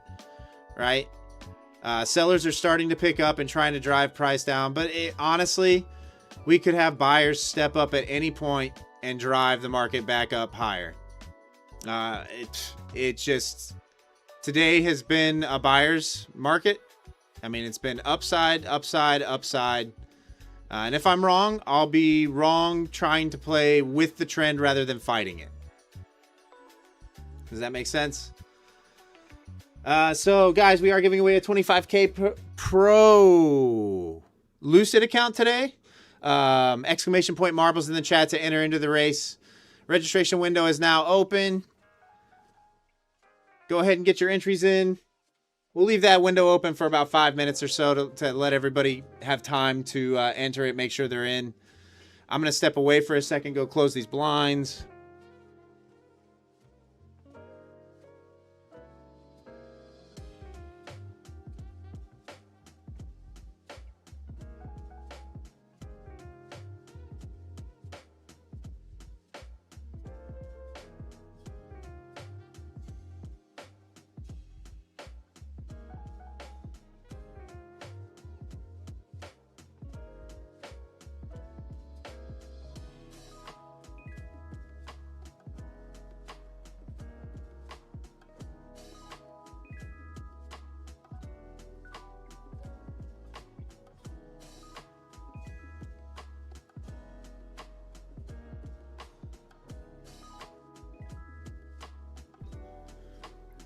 All right, nice downside.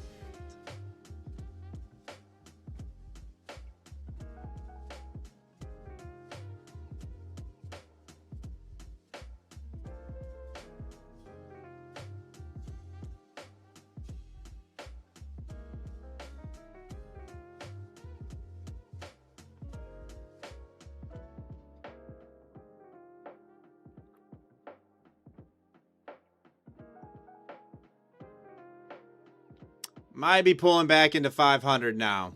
It's starting to get a little aggressive. So I'm probably going to take the stop out here. I'm not going to let it run all the way back into 500 just in case.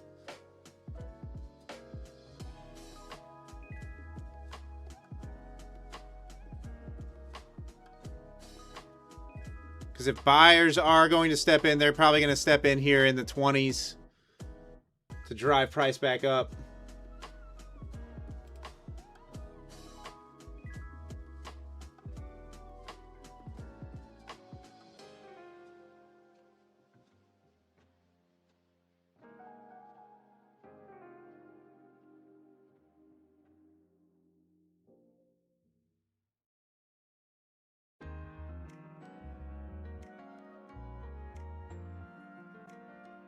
And if we get back above 550, I'm not opposed to adding another contract and bringing my average entry down a little bit more.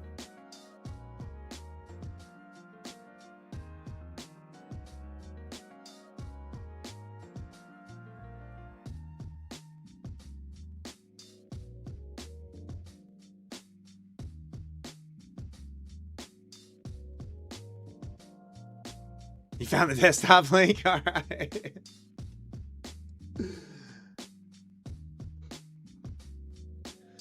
All right, guys, it looks like we are getting botted. So 20 seconds, we're going to close the registration window.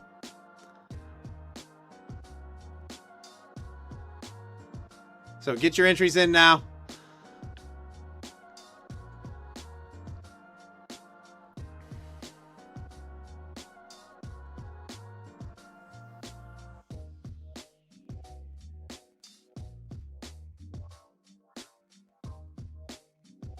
All right, back above 550.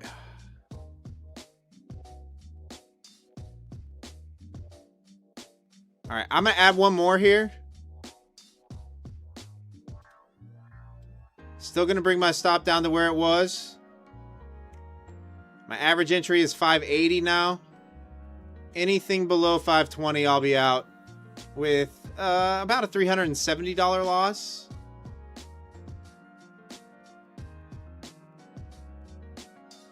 Need to pull my target up.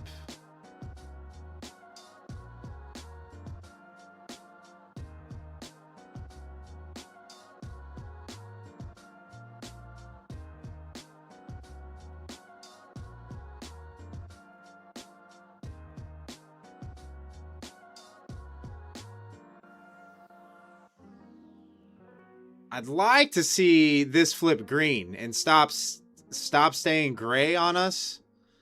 It's not making me real confident on the look above 550 with the failure, especially with aggressive sellers stepping in. It's feeling like back into 500 is a real likelihood here. I'll take this stop out though at this point. I'm not going to let it go back to 500.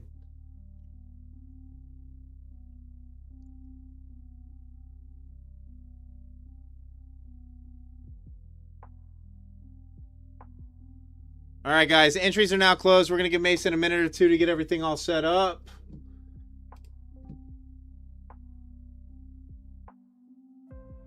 And then we'll run this marbles race and do this giveaway for you.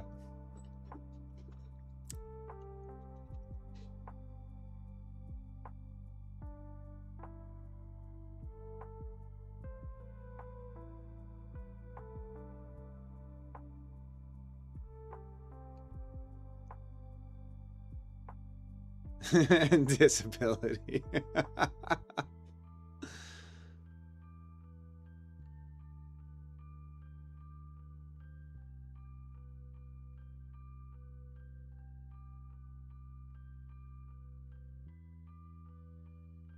Yeah, short's plenty. Short. If you were short from 600 or above 600, that's a decent trade, without a doubt.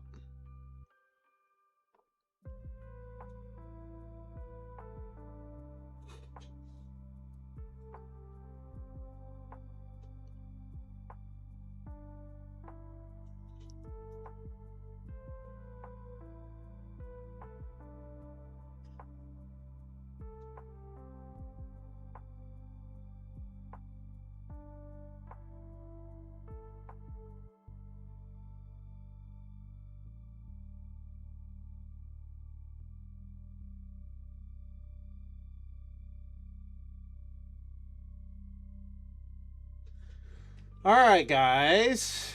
Looks like Mason's ready with everything loaded up. Let me get the marbles race going, and we'll do this giveaway. All right, everybody, good luck. Once again, 25K Lucid Pro on the line. Mason, whenever you're ready, go ahead and drop those marbles. All right, we are off. Oh, jeez. Mason loves this track because there's always carnage right at the end of this track. He loves this track. Spamming one in the chat will make your marble go faster. Guys, spam those ones.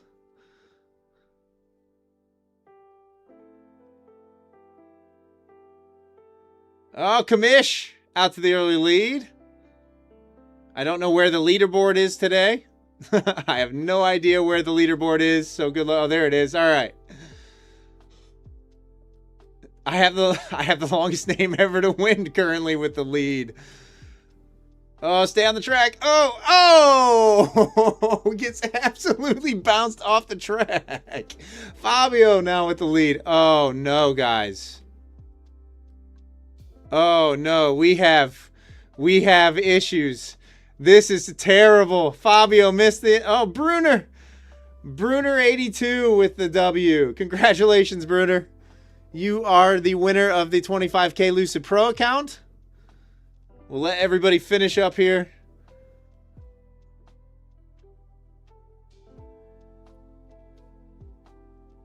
Mason's internet must have said no thank you. Mason's internet must have said no thank you. All right, Bruner 82. Oh, Nims, you did finish top 10. I didn't even notice. Bruner 82, congratulations. Congratulations. Obviously, you will have to verify your YouTube account and do all that. Mock Dash Level Up will be in communication with you via the YouTube chat. Congratulations on the win. That is a 25K Lucid Pro headed your way. You blame it on Mason.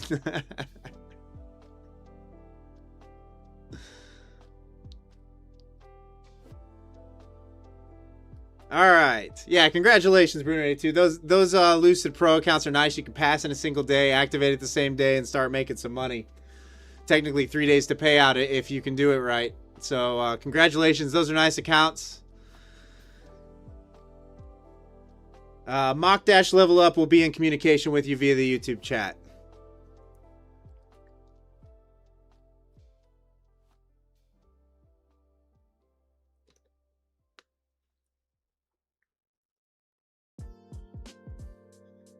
All right. It feels like price is pinned right now. Absolutely pinned.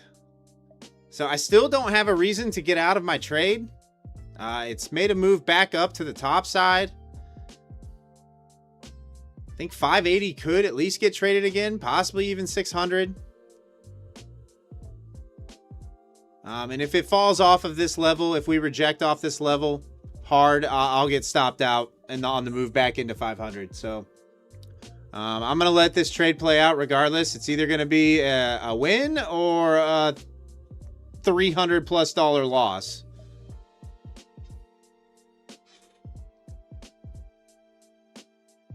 I mean, you guys can kind of see we're kind of just pinned in between these support and I mean, these are both higher time frame support and resistance levels that are printing technically, and price is just pinned there.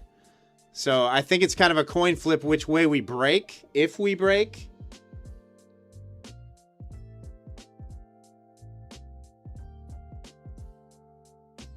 Yeah, Dom, it's crazy. Price is just pinned. It's pinned.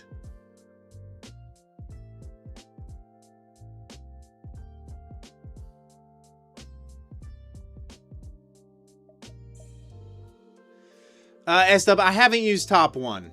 I have not used top one. Don't know much about them myself.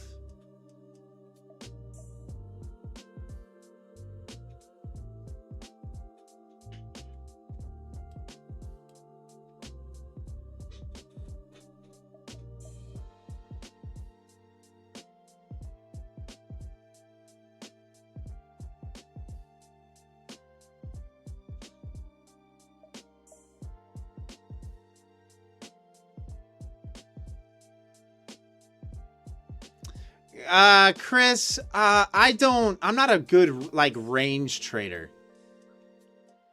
I'm not a real good range trader. I'll be honest with you. A lot of people are really good trading ranges. I'm just not. That's when I get chopped, guys. When I try to play ranges like that is generally when the breakout happens on me, and then I flip the position, and then it pulls back into the range. I'm just not a real good range trader.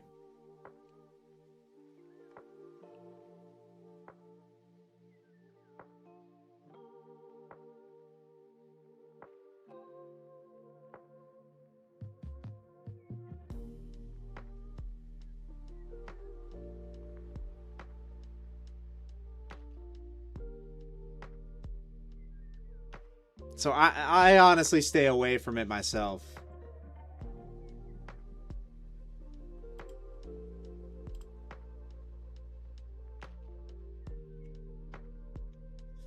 SW, trying to figure out which prop firm to go with. My recommendation, SW, I don't know where you're located or where you live, and you don't need to disclose that information, but I would go... There's 4 that I can recommend, and it really depends on what type of account you're looking at. Lucid, My Funded Futures, Tradeify, or Take Profit Trader are the 4 that I would recommend. And it really just depends on what kind, like what your trading style is, what best suits you and your trading style. Because they're all different, right? Like they all have their pros, they all have their cons. It's just whatever your trading style is, what best suits that.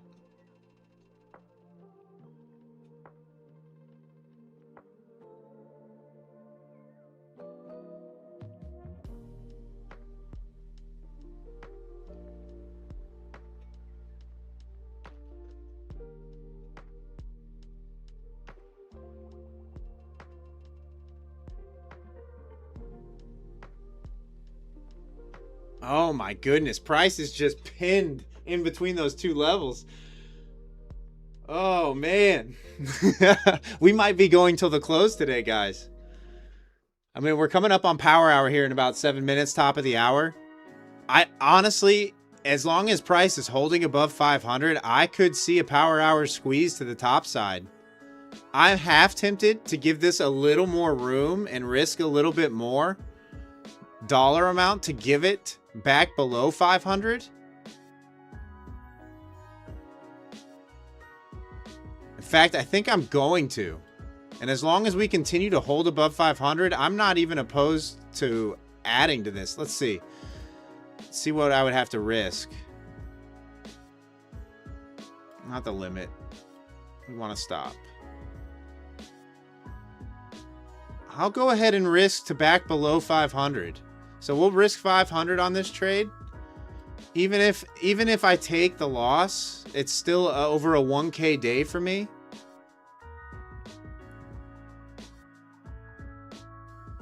And I think it might be worth it as long as price is holding above 500.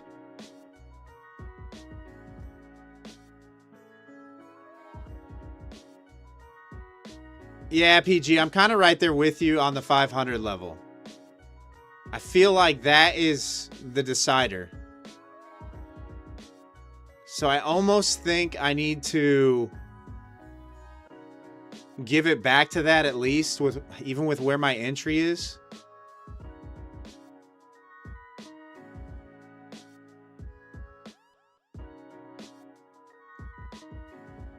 Unknown, we just did the giveaway. We just did the giveaway. I don't have any more accounts to give away today.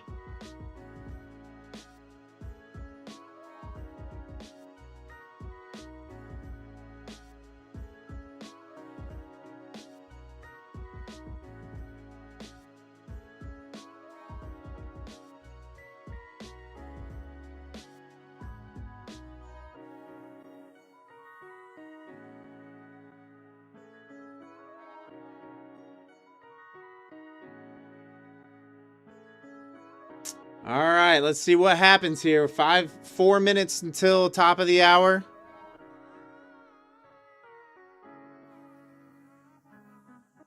Are the giveaways every day? We normally do one every day. I'm not going to say every day because we don't have as many accounts to give away. But I try to do a giveaway every day.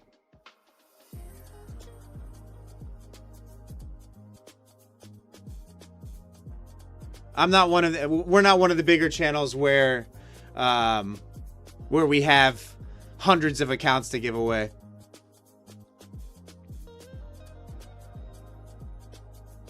How many will leave since the free is not in play? We've had about 40 people leave already. All right, good. Enjoy your tennis round, Nims. Nims, I'll give you a call soon.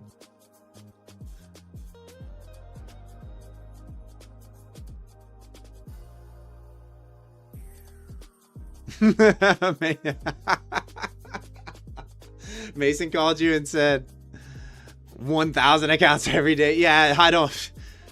Trust me. I wish I had 1,000 accounts to give you guys. We don't get that many accounts. We don't get. I give all the all the giveaway accounts that we receive to you guys. We just try to spread them out, space them out, so that it's fair for everybody.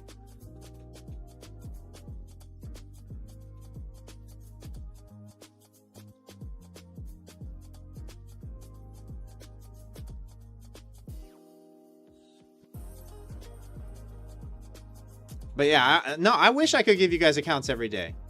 And we just don't have that many accounts to give away. The giveaways are all done by how many times you guys use the affiliate code. I've said it before. The more times you use code WES with the props when you're purchasing accounts with the prop firms that I do have partnerships with, that's how it works.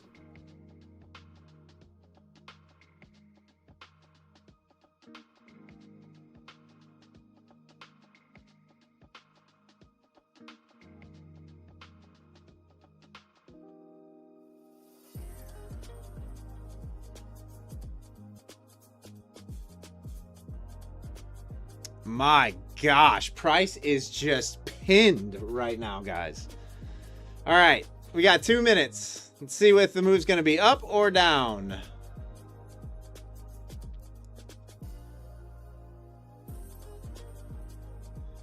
You don't show up for the giveaways, Warriors loves? Yeah, it's like it's a give and take with the channel, right? Like the giveaways help the channel. It brings in new viewers, and even if it only brings in one new viewer that sticks around that likes the stream, they're worth it in my opinion, right? It's worth it to be able to give free accounts to you guys. But you're right, the botting, the scamming that goes on in the trading, the trading streaming space is outrageous. It's absolutely outrageous.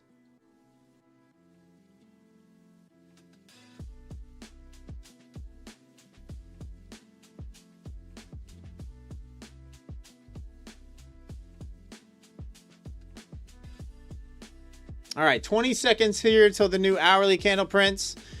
Ideally what I'd like to see, and I realize where my stop is, I'd like to see a sweep of this low on the initial push, and buyers to step in, defend to drive price higher through power hour is what I would like to see. Whether that happens or not, I don't know. But that would be an ideal world.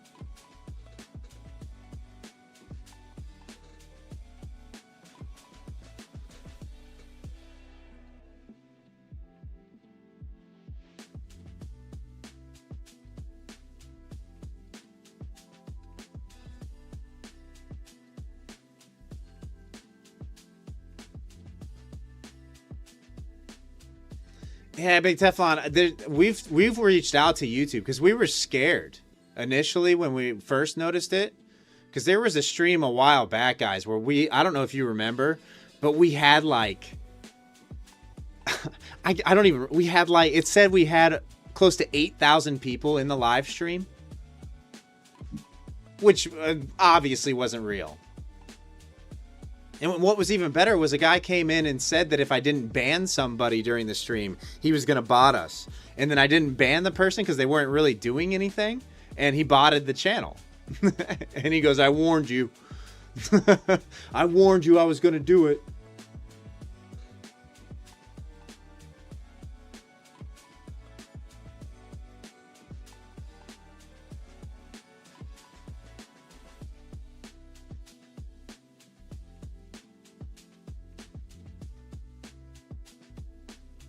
Freaking nerds. Yeah, I just can't believe people waste their money, their time to do that. And it definitely negatively impacts the channel, right? Like the real viewers get annoyed.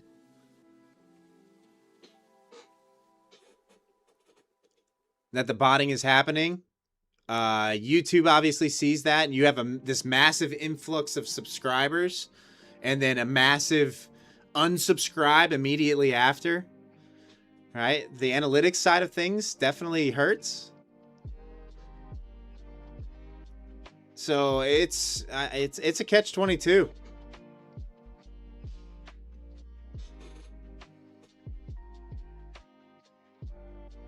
All right, there's that initial sweep out. Let's see if buyers are going to step in at all in this area and push price back up.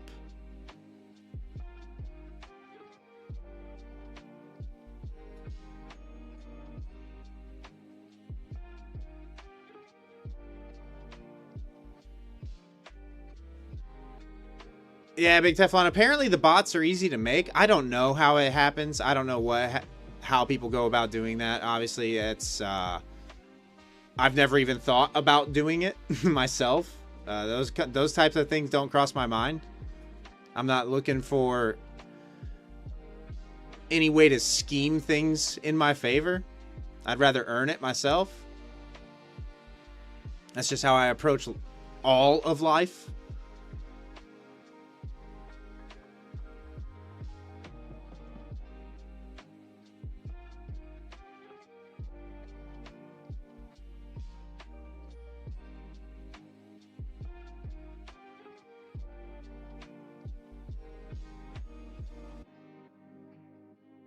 But people have said that it's really easy to do. You know, like when the props do the giveaways in their Discords or whatever, and they're just handing out codes. If you've ever tried to win one of those giveaways, those accounts, when they claim those accounts, are gone within a half a second.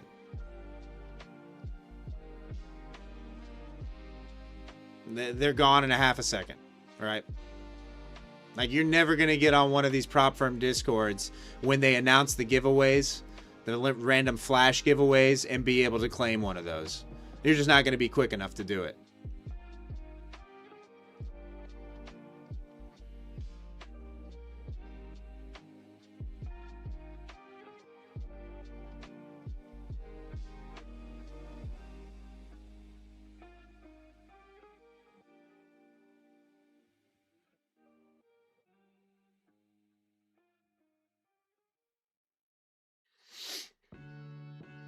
Dom, I mean, yeah, you think about it. Technically, if the props use codes for their giveaways, technically, yes, you could you could hypothetically turn around and sell the accounts for, you know, $5 cheaper than what the cost would be for that person to purchase the account. And it's worth it for the person purchasing that code, right? So yes, they could get in there, win 100 accounts and sell them for, say, you know, $50 per, right? And all of a sudden that's a huge payday for them. Obviously, if you're caught doing something like that, the prop's going to ban you, right?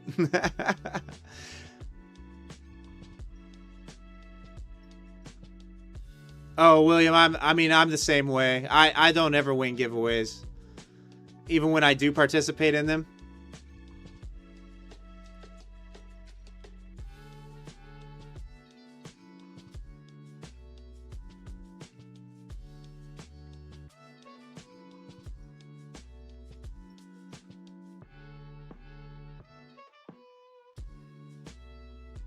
All right, now the question is here, do I limit the damage? Because it looks like it's probably going to wick below 500 at least on this move down, which is unfortunate. Buyers are not stepping in, at least not yet. Probably should just let it play out no matter what. Because really, I like anything holding above 505, to tell you the truth.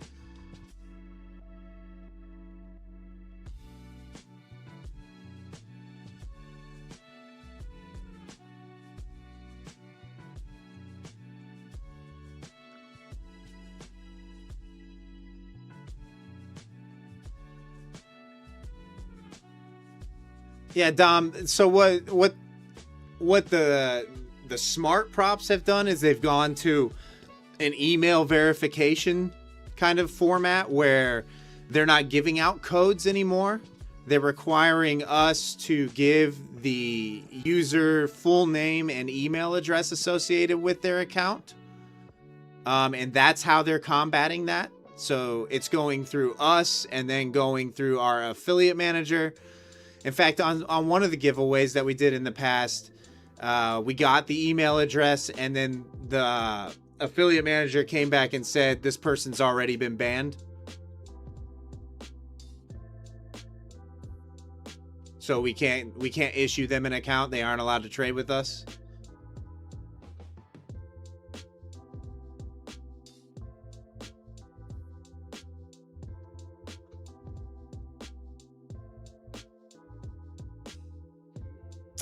Yeah, Adam, honestly, I think anything below 505, we're probably seeing 450.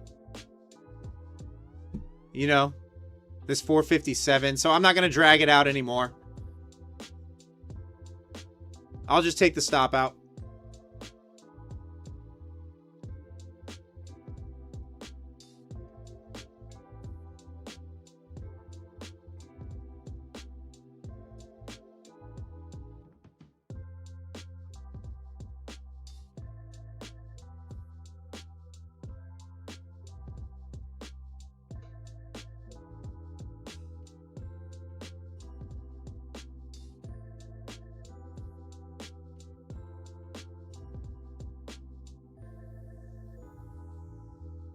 Yeah, Albu, the slow crawl to the downside is not ideal. I'm with you guys as far as the price action is concerned.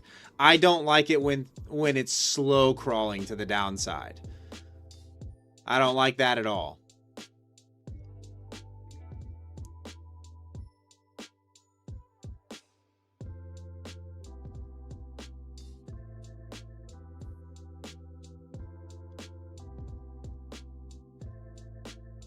You were long from 570, Pierre? Yeah, I mean, I had multiple opportunities to take profit on this trade.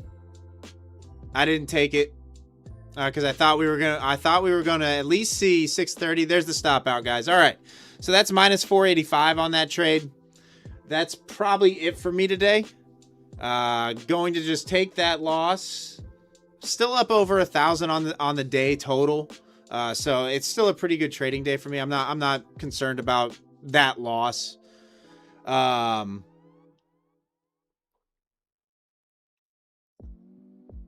And it looks like the move's going to be down through power hour. Could possibly even see back into 350.